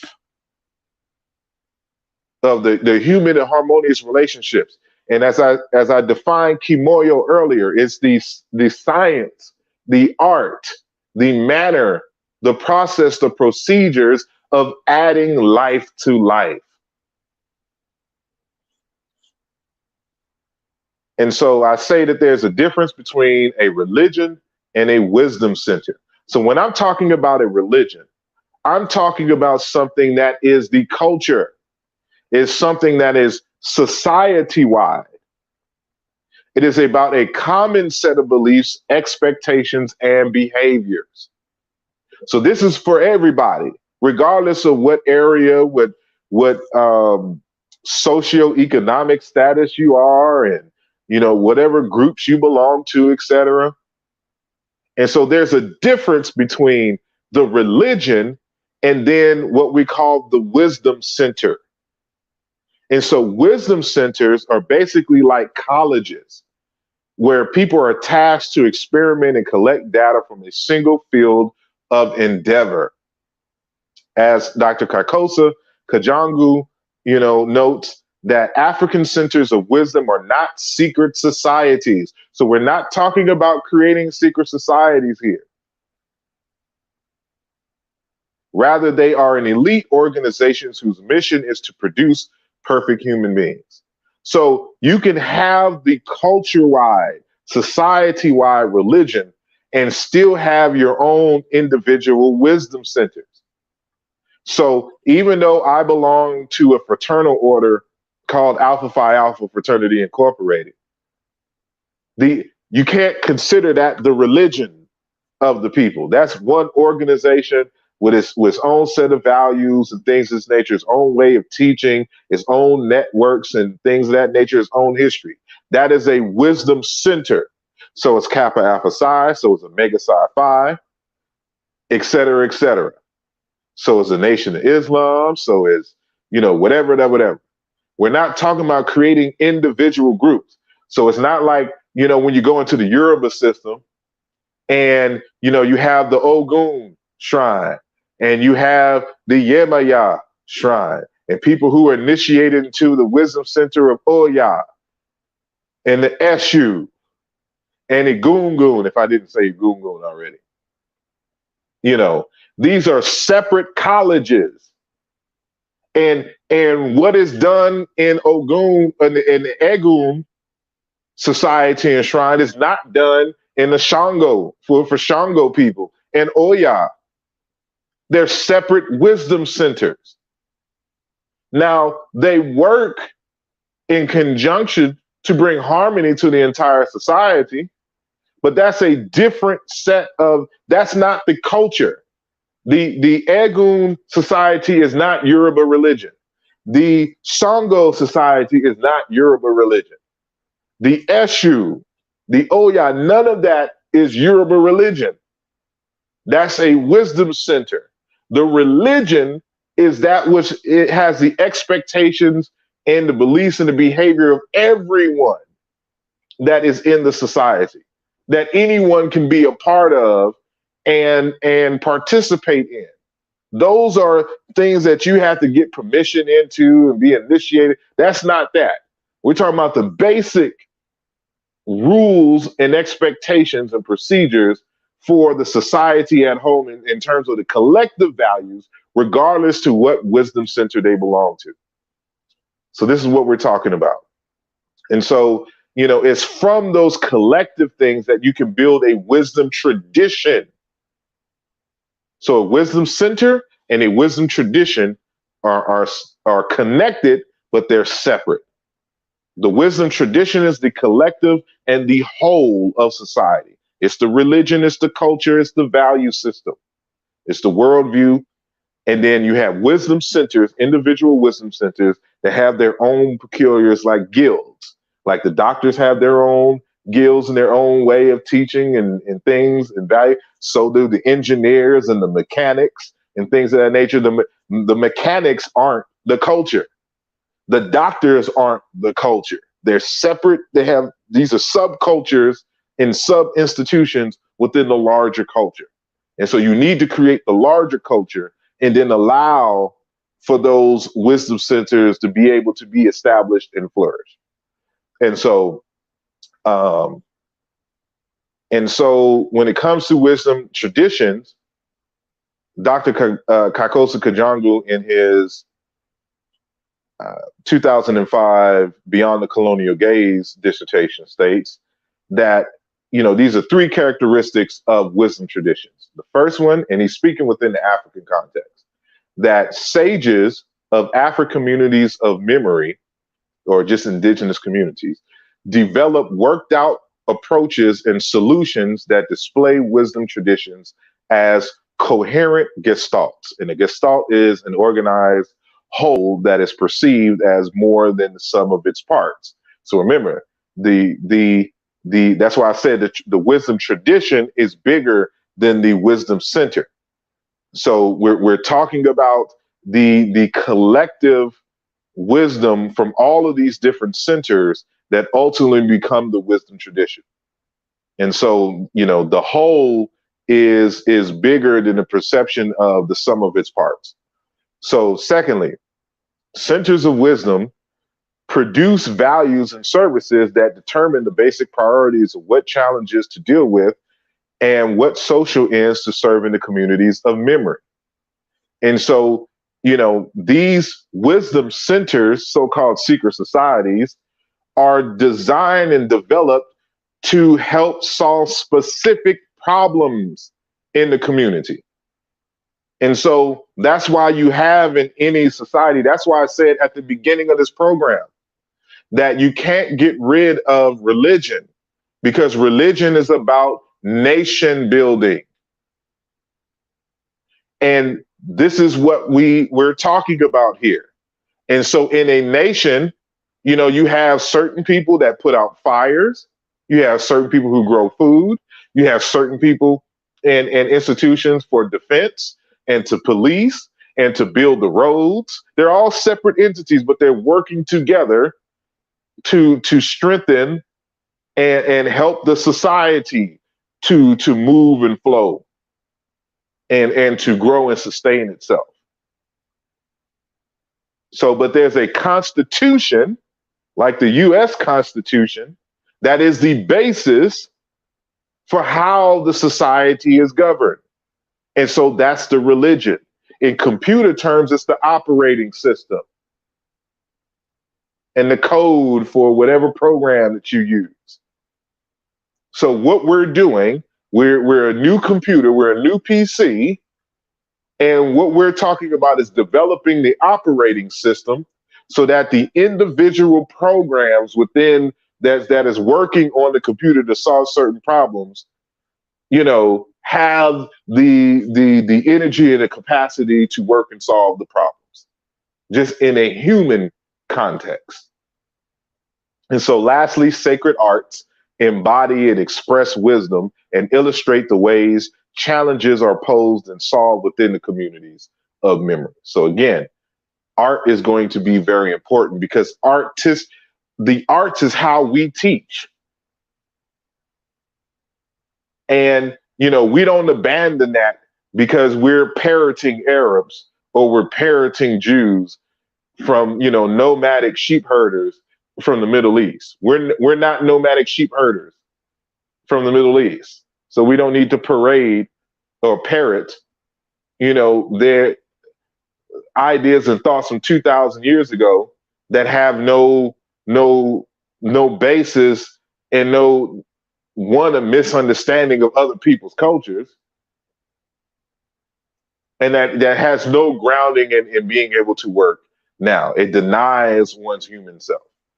And so we're going to have a different discussion. I've already had a lecture about this, about spirituality, because people are going to say, well, I'm not religious, I'm spiritual. People don't understand what spirituality is either. And so we're going to have to keep reemphasizing what spirituality is. Spirituality is food, clothing, shelter, and harmonious human relations. That's what spirituality is. And we don't have time to go on and debate that for tonight. I'm just putting it out there because, again, this is just a broad conversation of what is to come in the different parts of the series. And so, as I've said before, this is from a previous conversation I've had where, where spirit is defined as energy, and energy is a property of matter. There's no such thing as an invisible fluid called energy going throughout the world or whatnot. Energy is a property of matter, like color is a property of matter, and height. You can't go anywhere and get height. It's just a property of matter. And so is energy. Energy is a property, it's not a thing. And so when we're talking about spirituality, it can only be concerned with material things and conditions. And so when we're talking about our spiritual, that's your individual contribution to the religion.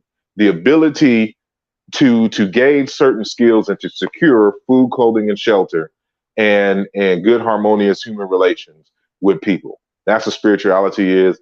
And we'll talk about that at another time. And so, as Professor James Smart would say, spirituality is reality. And therefore, food, clothing, shelter, and I add family and its protection.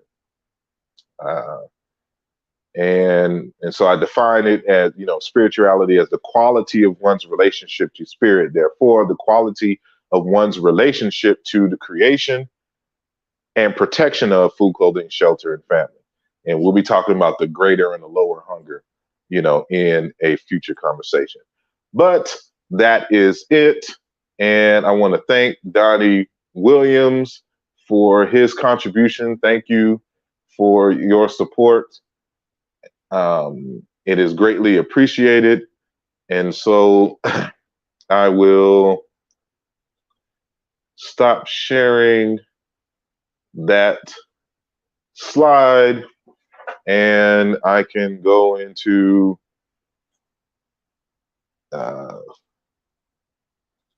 seeing what y'all are saying in the chat room. So first and foremost, want to thank each and every one of y'all for listening to this conversation, and for y'all insights and things of that nature. So I'll take a few minutes, maybe 10 minutes, to answer any questions that you may have at this point. So if you do have a question, please put it in the chat room.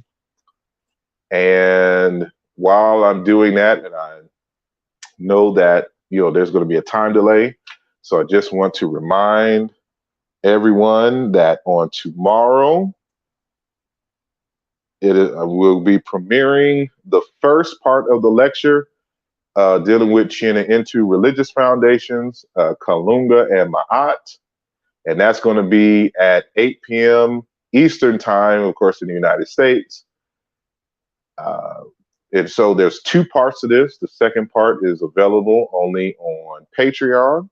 So if you have not joined my Patreon page, I encourage each and every one of you to go to patreon.com/asarimhotep and join the Patreon. You get access to, exclusive lectures and videos.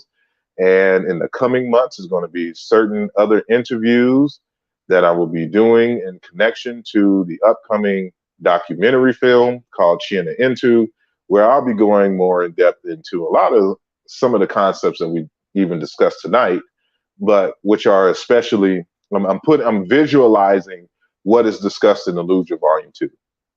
And so, and then lastly, the memoration dialogue in honor of the late Dr. Kimoo Adinde Kiabonseki Fukiao out of Congo, African Cosmology, the Bantu Congo, and we'll have, a few people who knew him to dialogue and discuss, his life and work and his impact on the culture as well as in academia. So I'm looking, I do not see any new questions. And so I'm assuming then that I explained everything precisely and clearly. History between its members.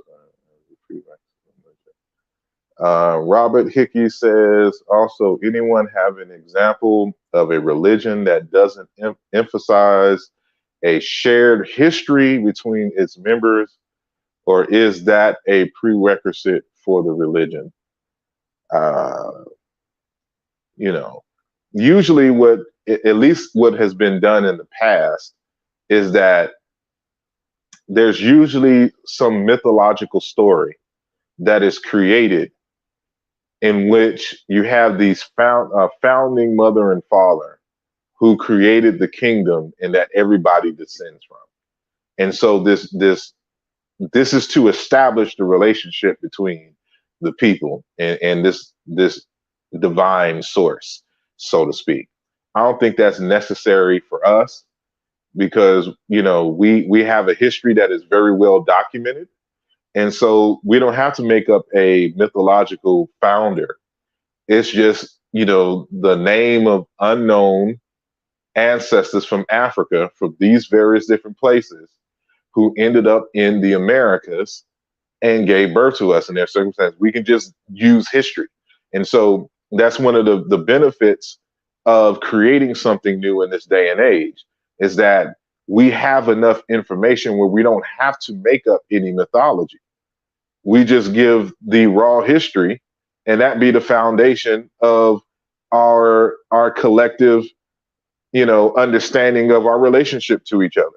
So now that we have a biological relationship established as a result of the transatlantic slave holocaust, now we can have a cultural and value system relationship that strengthens us beyond us having similar skin tones and us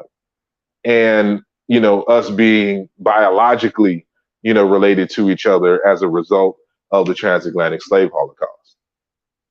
So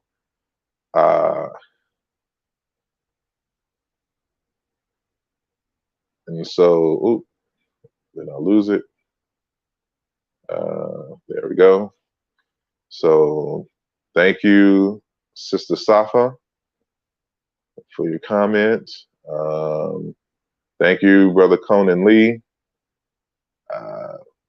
for checking us out all the way out there in the UK. And Beno Hablo, I don't know how to pronounce that, but says your energy is amazing and is being felt throughout the ether, Sar. What is the 3 questions you would pose to a Black Israelite, or a gripe you have, and why did you leave? I don't know if that's one question, but he says, what is the 3 questions you would pose to a Black Hebrew Israelite? It's not even a question, it would be a request. Get a DNA test and it will show your history that you're not a Hebrew Israelite. That's a whole slew of stuff that, that will take, a series of things that, a lot of them do not understand. And because they're not grounded in history or anything to that nature. They are grounded in mythology. And so we don't need to make up a mythology or to parrot other people. We have tangible and documented history that, we could put a collective book together. There's already books talking about the transatlantic slave trade and where we come from and all this other kind of stuff. So we don't need to make up a history. Talking about energy, does that mean theoretically something that gas, no form? Let me see. Talking about energy, does that mean theoretically something that I assume has gas, no form, may be considered an invariant mass in relation to the subject of? Looks like it was cut off, and I'm not understanding the nature of your question. Thank you, brother Inyusere. How do we get the masses to convert? It's not even really an issue of conversion. It's just more so, and this is what we'll discuss in future things. It's not something that you have to really convince people, and that's why I said, as long as we're not trying to introduce, because most of us are still Christians and Muslims. And then you have the extreme purists who believe that, in order for us to flourish, that we need to go back to the Yoruba system or the Akan system and all this other kind of stuff. And so you're going to have people that you're not going to be able to convert. But if we lay this out, very clearly, and it is based upon our own experiences, I think the people will recognize, because it's not even about really converting them to anything. And this is something that we're going to discuss, because I'm going to show you that we already have the value set. It's just we have to institutionalize it. So what the stuff that we'll be talking about is not foreign to us. They're not going to be able to disagree. For example, with the statement made by Dr. Cornel West, that justice is what love looks like in public. That's why Maat, when you see the word Maat, it's justice, balance, order, reciprocity, harmony, etc. This is what love is. No one's going to disagree with that. When we talk about justice and love, and that's something that we discuss and have already agreed upon. The difference is that we have to institutionalize our values and create pedagogical models to reinforce, to teach and to reinforce, our values and to accept them as such. And so the hardest part is going to get people to be convinced that they are valuable and that they are worthy and that they have agency. That's going to be, because we have been fed this lie that value and that problem solving only comes from Jews, Europeans, and Arabs. And that we can never look to ourselves to be our own saviors and to be creators of culture. And so, I'm from the hip hop, that original hip hop generation, and golden age era. And so hip hop is an attitude that we can do and be anything that we want. And it is out of that attitude and foundation that a lot of these, that courage comes from, to trust in self. And so we got to get us to understand that on a larger scale.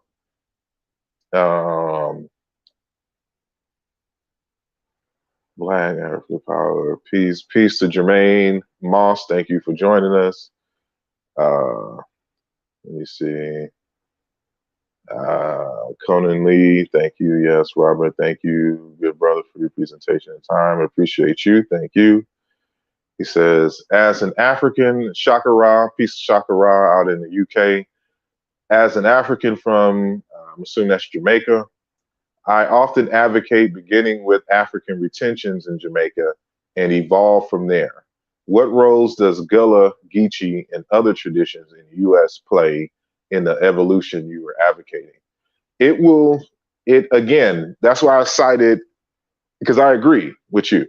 And again, I'm only speaking for African Americans, because being an African American, I think that when I make these suggestions for African Americans, it won't be seen as an outsider thing. And I made the suggestion that people in the Caribbean are going to have to do the same thing for themselves, as well as people in Brazil and other places. Now, I cited earlier Shekanti Job, who talks about creating this new Afro-American personality, but it being grounded in our historical experience and the best of our traditions.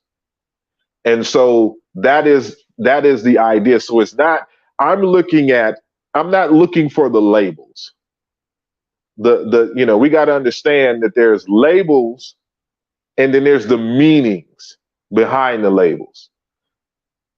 And so, whatever we look at, even from the indigenous African systems, we don't have to borrow their systems wholesale. We don't even have to use the words that they use for the same concepts for ourselves. All we have to understand is the underlying principles, and to synthesize and organize the principles and express it in our own indigenous way.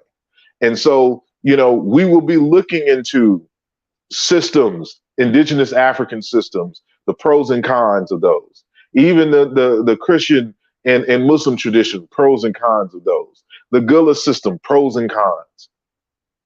And we're only accepting the best of the principles and building from there. And so, unlike the Abrahamic traditions who are stuck on labels, that's not going to be our thing. What religions were our indigenous American ancestors practicing before the Europeans came? Islam or something else? Now, I don't know if you are talking about indigenous Americans in terms of the belief that Black people were here before Columbus and are the original Native Americans, or if you're talking about, in reality, the Native Americans. And so I can't speak for all. Native Americans had their own, saying traditions. We'll have to decline this interrupting our session. Anyway, I'm sorry, because I'm on the phone here. So, and there's plenty of books to talk about that. So if you're talking about African, I'm more versed in the African. In terms of the Native American, I have some kind of idea. And really, from what I've been able to read about indigenous American systems, hold on. What I've been able to understand about indigenous American systems is that they're very much like indigenous African systems, because they're earth honoring, people honoring systems. But that's not all of them. When you go into like Mexico and some things of that nature, they was on some next stuff. And some things may be problematic there, but I can't speak on Native American. I'm more versed in indigenous African systems, and so I apologize for that. Do you think that people? Okay, hold on. I'm trying to get something. I'm gonna be involving somebody in the conversation briefly in just a moment, but this other computer is acting a fool. So let me do an invite real quick. So let me go to Jermaine A.M. Moss. Do you think people follow the Bible or religion because they don't read history? Because the truth is, in the history about traditional religions, I don't think that is the reason people follow the Bible. There's a reason why, we became Muslims and Christians here. So, a lot of, remember that the transatlantic slave trade is after the trans-Saharan Islam trade or Muslim trade in terms of enslaving African people. So there's a lot of uh,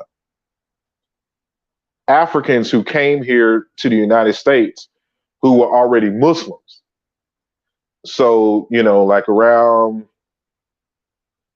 like 1000, and 1100, AD is when they really started coming in.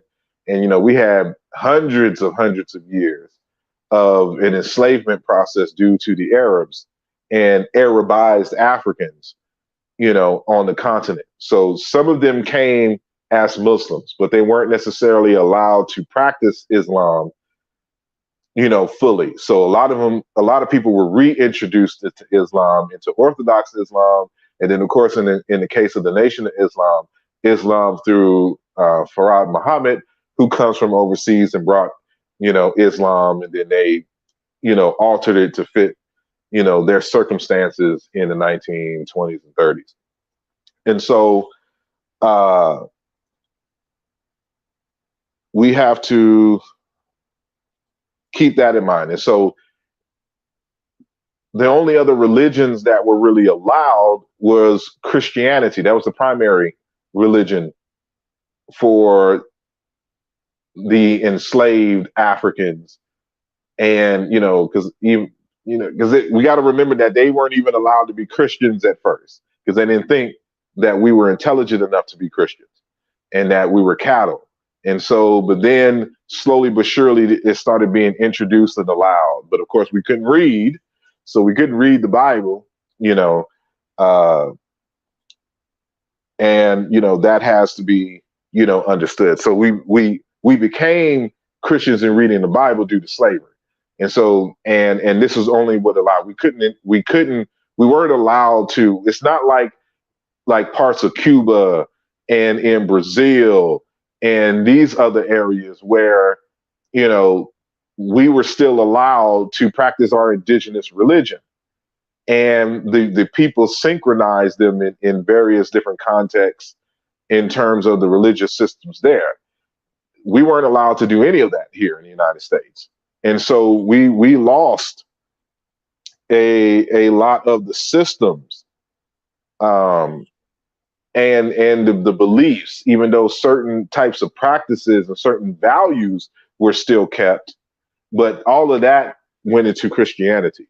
And so this is why we shout and joy and speak in tongues and do all this other kind of stuff in the preacher's preaching style. All this is indigenous African forms of expression. But that is why is this thing not? Let me leave out of here for a second and see if that helps. Sorry, I'm trying to do something, and every time I have StreamYard and Facebook open, it slows down my computer, over here. So just bear with me 1 second, and then I'll get to the next question or comment. And so I'm gonna have our good friend, and if you're listening now, Brother Ankh, you should have the link on the Facebook back chat. So let me see. Infinite Mind. Oops. Says Infinite Mind says, "Peace of Sar, can you address the people that say that us Africans of the diaspora should only practice African traditions and not offsprings?" Well, first and foremost, we are an African people. So anything that we create or do is an African religion, is an African culture, is an African space. So we got to understand that first and foremost. Secondly, we got to understand that those that we know of today,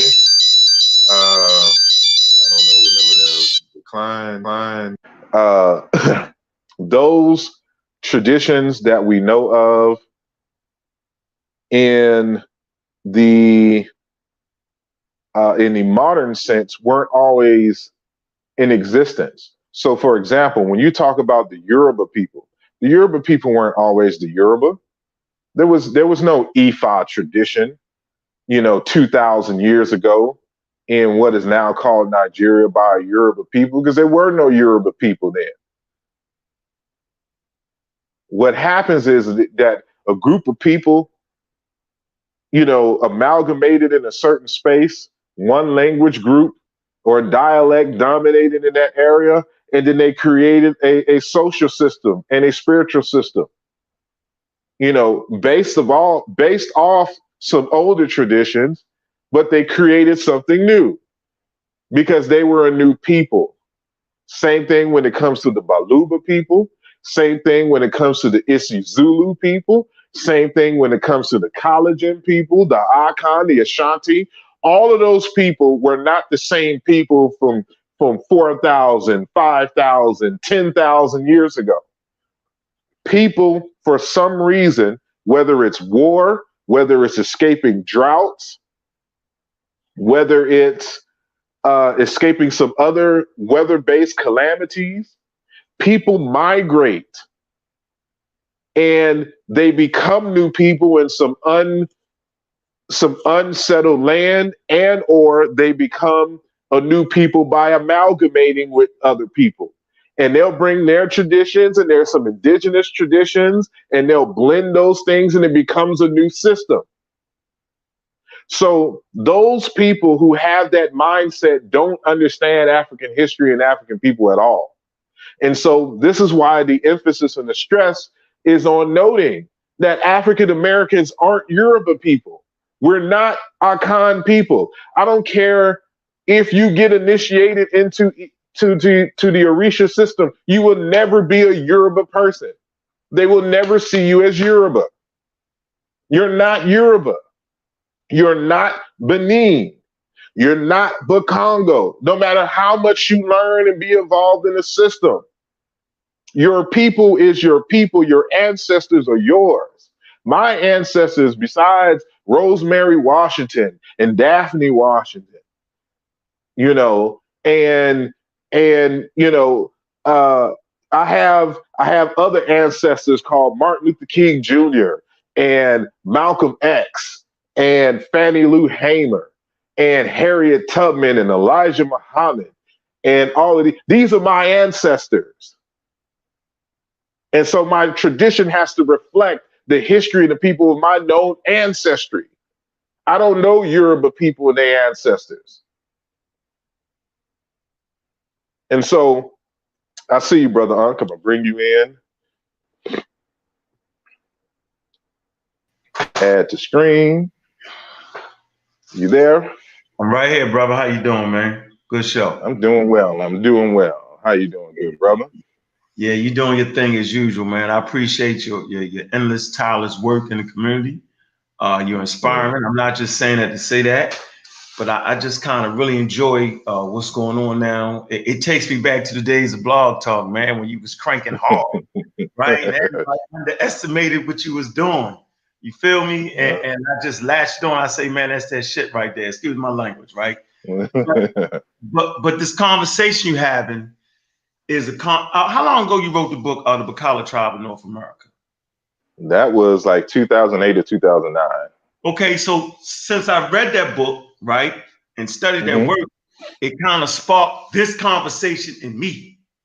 And what it did was, for me now, it gave me understanding that what we really were supposed to do as Africans, we were supposed to develop a system, right, that would be fit for us in North America.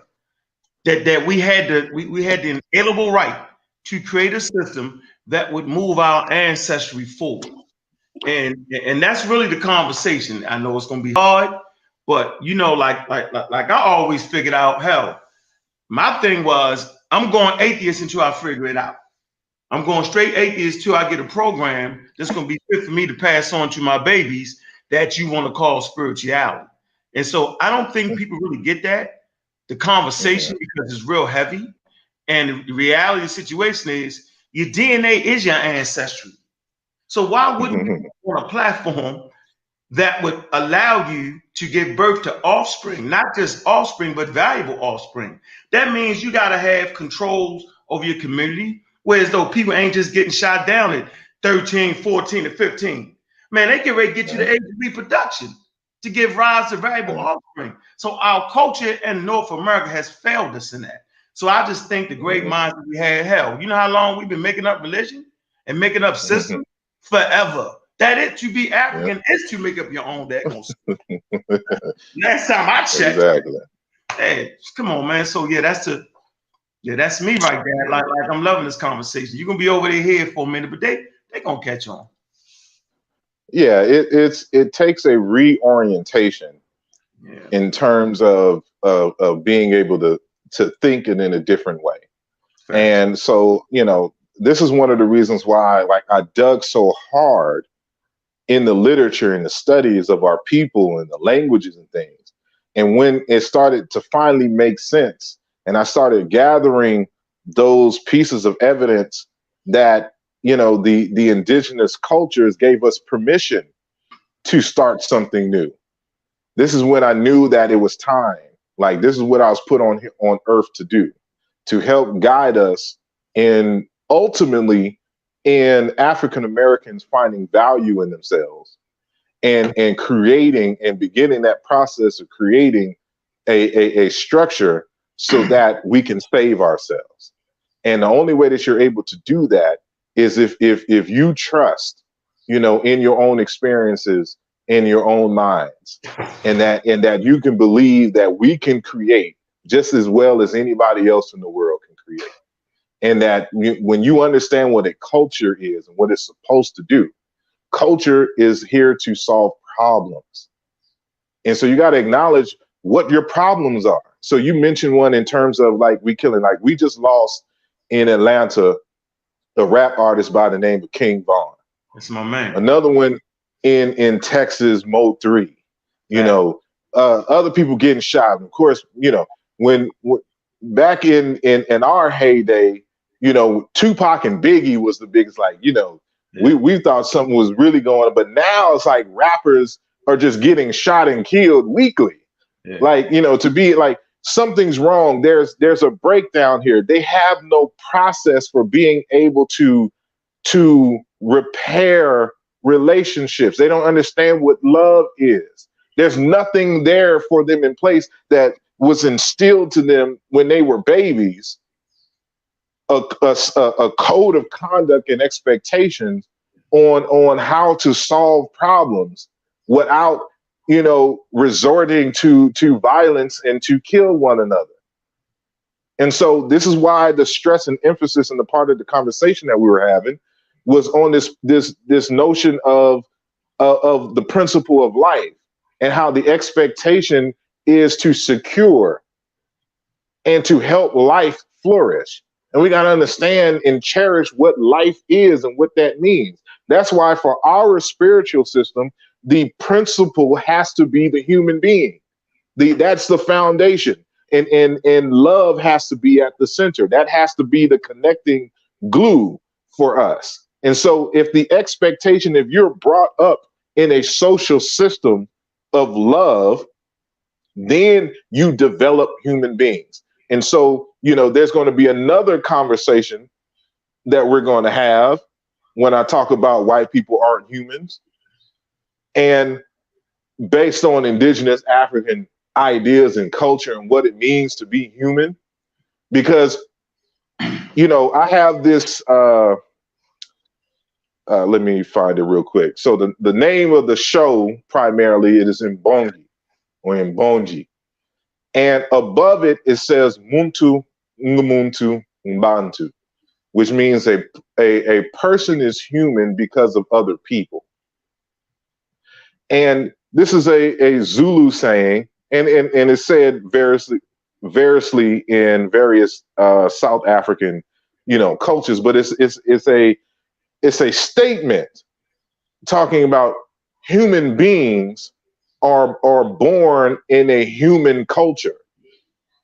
A person is a human because of other people. You have to have a human-centered society in order to develop other human beings. And those other traditions, those Abrahamic and these European systems for which we have been interacting with over the centuries are not human-centered. And this is why we have the catastrophic disharmonies that we have, because we have adopted a value system by nomadic pastoralists whose deities focus on making human beings cattle and not humans. Facts. Facts. See, the human orientation is the center and the key for all of this. And so we have to create systems and ways to repair relationships when they are been severed or threatened. And when we're allowed to do that and understand that, then, you know, we can curb a lot of what's going on that we see in the community at large. Yeah, I'm looking in the chat room. God said, "You can't kill God, dummy." That's funny. And you know what? The reality is, you got Africans on the planet for at least 300,000 to 350,000 years, and for sure, that the idea and concept that they was bringing forth is a little bit different than what we end up worshiping later on. And like you said, they key element in our systems was what was human and expressing the love and the humanity. Because last time I checked, Pope Alexander VI, when he wrote the Papist Bull, I decree that any monarch you find that's not a Christian, you can enslave the inhabitants and bring them to Christ. So what God was that? Would that be any God? No, what idea was that? That a God, you know what I'm saying, would allow enslavement of another people based off of just commerce and wealth and money. See, there's no value in the human system right there. That speaks exactly against what you're talking about here. That there wasn't a value on life. Obviously not. Couldn't have been. You go to the Judean tradition of the Hebrews, right? Their God isn't against slavery. As a matter of fact, he gives you instruction on how to treat a slave. So that means he's in order with slavery. The same thing with the Muslims. Allah gives you instruction on how to enslave a person. Like for me, I'm trying to figure out, like, I can definitely kill that God in my psyche, first of all, and I can definitely kill that God by not even dealing with that God. Easy work right there. So sometimes, man, we just go over the cliff and fall to the side. And our ancestors, man, were far more connected to nature-based world, based off of having 300,000 years to sit around and look at it, sink or swim, than these Europeans. See, Europeans are young. I don't think they really get that. They're very, very young and they act young, right? So when we start to say we can't create a new system, we're actually acting like children. Grown adults, right, who are in control of their communities will step up at any moment and say, this is not working. It don't matter what you say, we're going to change this right now. We're going to change our identity. Any good team, right, when at the brink of where they at, they will change their identity based off of more available information. So based off of more information that is available to us now, using the internet, things that Dr. Ben, John Henry Clark, Shikank Jobs didn't have, man, I think we could just put our thing together. Man, that's easy work for real. That's easy work, bro. Yeah. Based off of love and humanity. Yeah. And yeah, I mean, it's not that hard. And this is something that doesn't require millions of dollars to get done. We don't have to do a big GoFundMe to come up with ideas.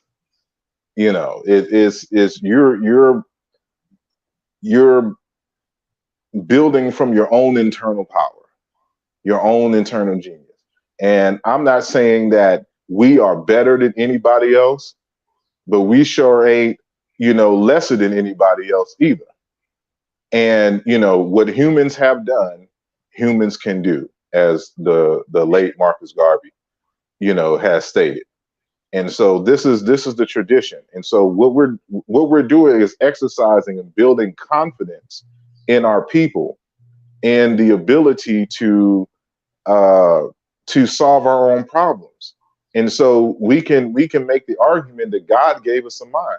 If you believe in God created human beings fully formed, and he put a device in your head that allows for you to think, to see forward into the future, to recognize patterns, to write and to think logically. That device is in your head right now. So we can debate how it got there, God or evolution. We don't care. It's there right now. Mm-hmm. And so if God didn't want you to have it, you wouldn't have it. So obviously intended for you to use it. So we use our minds, to solve the problems, and we don't rely on one person. This is why we get in collectives. That's why we say teams win. Facts. And stuff like that, And so what we're doing is creating a team. We're creating the culture because we intend to win. And this is just what we got to do. And so in those, and there are going to be some people who are just stuck in 2000 or 0 AD or whatever the time frame, and some thinking that they're going to resurrect the Kemetic culture and all this other kind. It's not going to happen. You need to create your own. Take the best of what they have. The common, unshakable, like respecting another human being is never ever going to go out of style. Never. It's not something that is, you can say that it is old and that it's not with the times. We can say that about clitoral,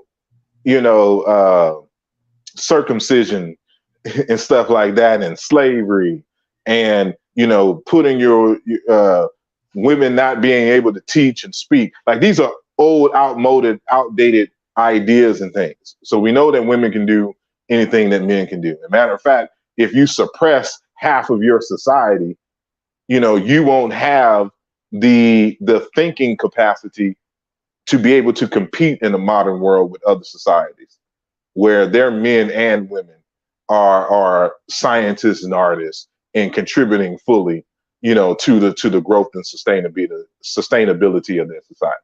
And so, things like love, no one is ever going to just, go off because you respected them and that you said good, kind words to them, unless there's some neurological problem in your mind, but that's never going to go out of style. You sharing food with people and giving them healthy things, that's never going to go out of style. Saying good words, respecting one's elders, showing love to children and protecting the vulnerable in that kind of stuff is never, ever, ever going to go out of style. It is the common thing. It is the basis for which any successful, long-lasting society must have in order to live for eternity. But what makes all societies fall is when there's a distrust between people, there's corruption in its leadership, and they don't keep up with technology to be able to defend themselves.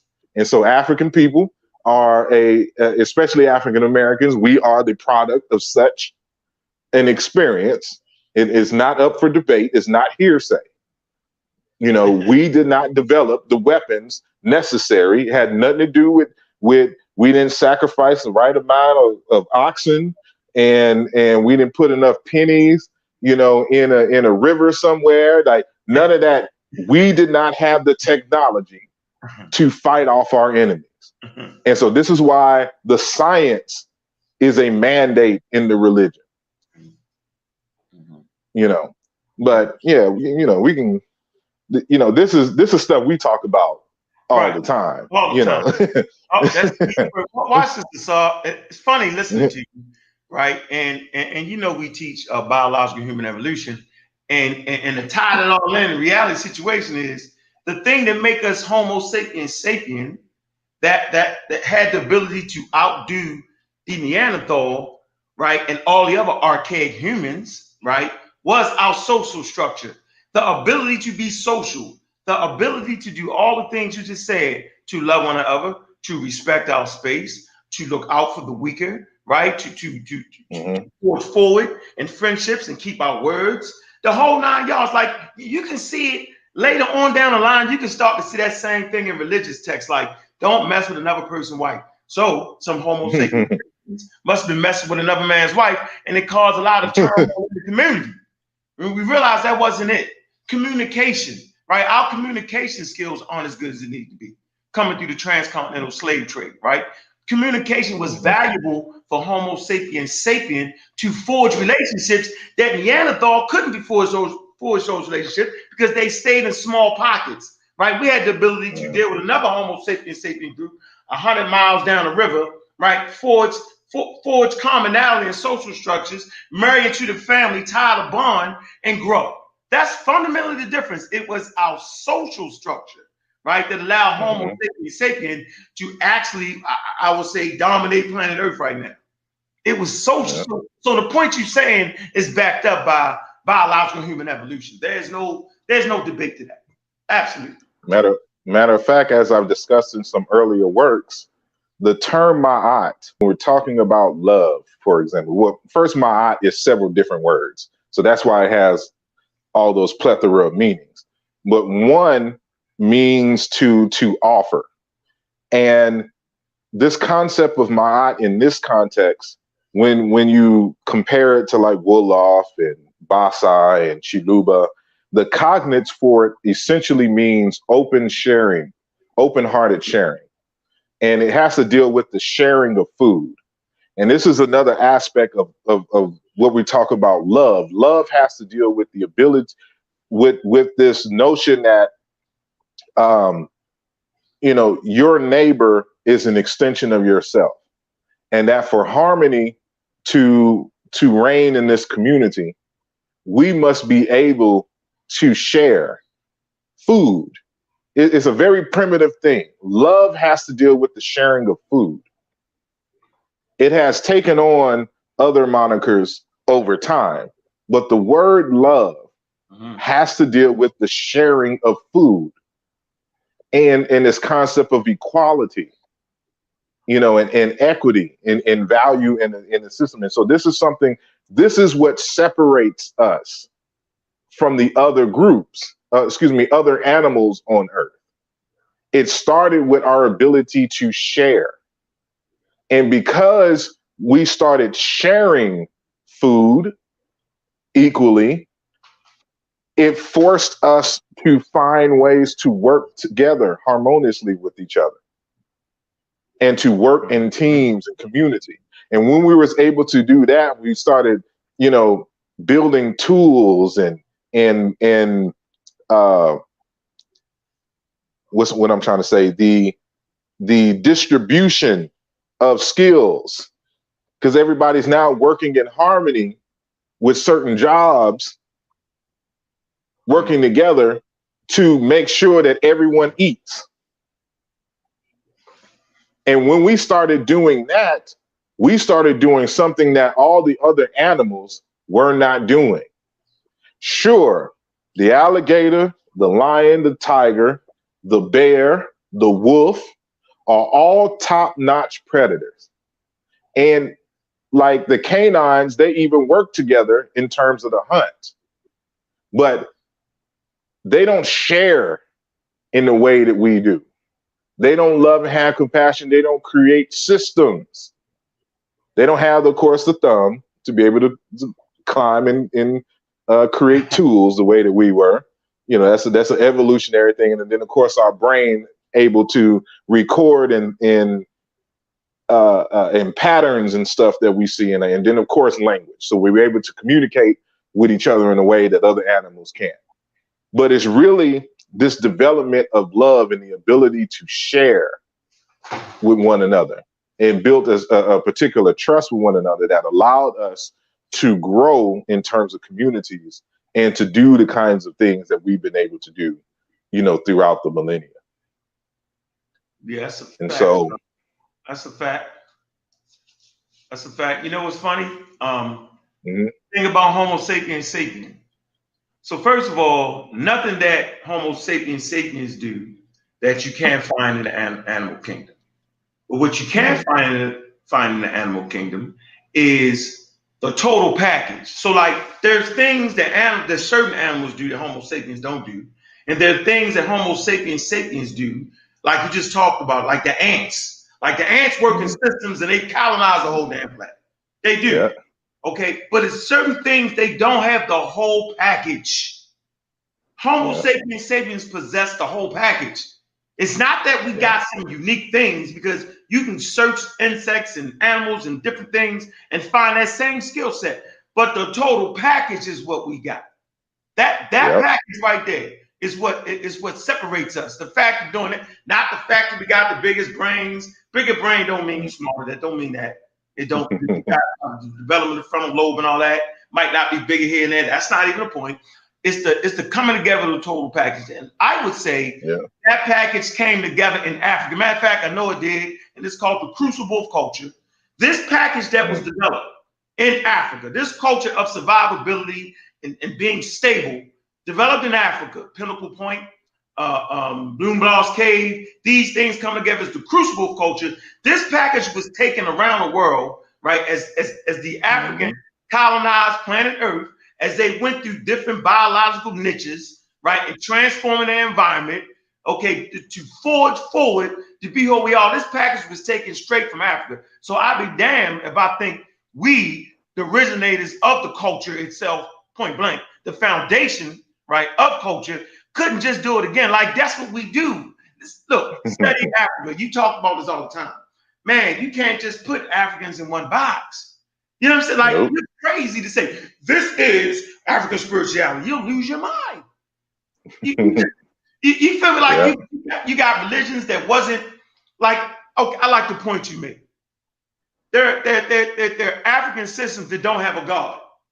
And that kind of blows up people's mind, where all they do is focus on their ancestors. They not having a God, which you will be familiar with. It's about ancestor veneration. Simple as that. Now, for me personally, I like the ancestor veneration because, like I said, if you want mortality, right, pass your genes on. Pass your ancestry on. For me, ancestry and genes is the same daggone thing. Just one is a scientific term and one was developed in scientific spirit, the ancestors. Well, what is the ancestors? We are the embodiment of the ancestors. So I'll be laughing at people when they're like, oh, you don't believe. But I don't have to believe. I got the ancestors in me. I carry their genes forward. And it's my job, right, to give rise to the offspring that's going to carry those genes forward. So the spirituality piece, to who believed in God, who didn't, I'll be laughing sometimes. I want to finish with this quick point, right? I wouldn't have to believe enough of my ancestors believed in. That's not what makes me African. What makes me African is that I'm willing, right, to take charge of my life and my daggone community to make them successful as we pass on our genes. That's the part for me to make you African. Exactly. And it really has to deal with your character. That's at the heart of, you know, the African systems. It's really about the character of the individual. You know, are you a person of good, ethical, and moral character? And but beyond that, I want to thank Sister, Ladosha, for your contribution. I received your gift, and I want to say thank you very much. And you know, we're coming upon 3 hours now, so I'm gonna, you know, end it soon. And so, you know, I appreciate everyone coming on and for your feedback and your questions and your commentary. I wasn't able to read all your comments. I'm just going to have to go back and listen to all the comments once, read all the comments once the program ends. But, you know, the scrolling down at the bottom for those who want to continue and support the program. But with that said, Brother Unc, if you can stay on when I end it, this is my contact information. So you can visit me at my website at asarimhotep.com. or on any social media platform, Twitter, Facebook, of course, YouTube, and Instagram. And you can hit up Brother Ankh where? You can hit me up at abdjuware, ABDJU at gmail.com or Squad9 at gmail.com.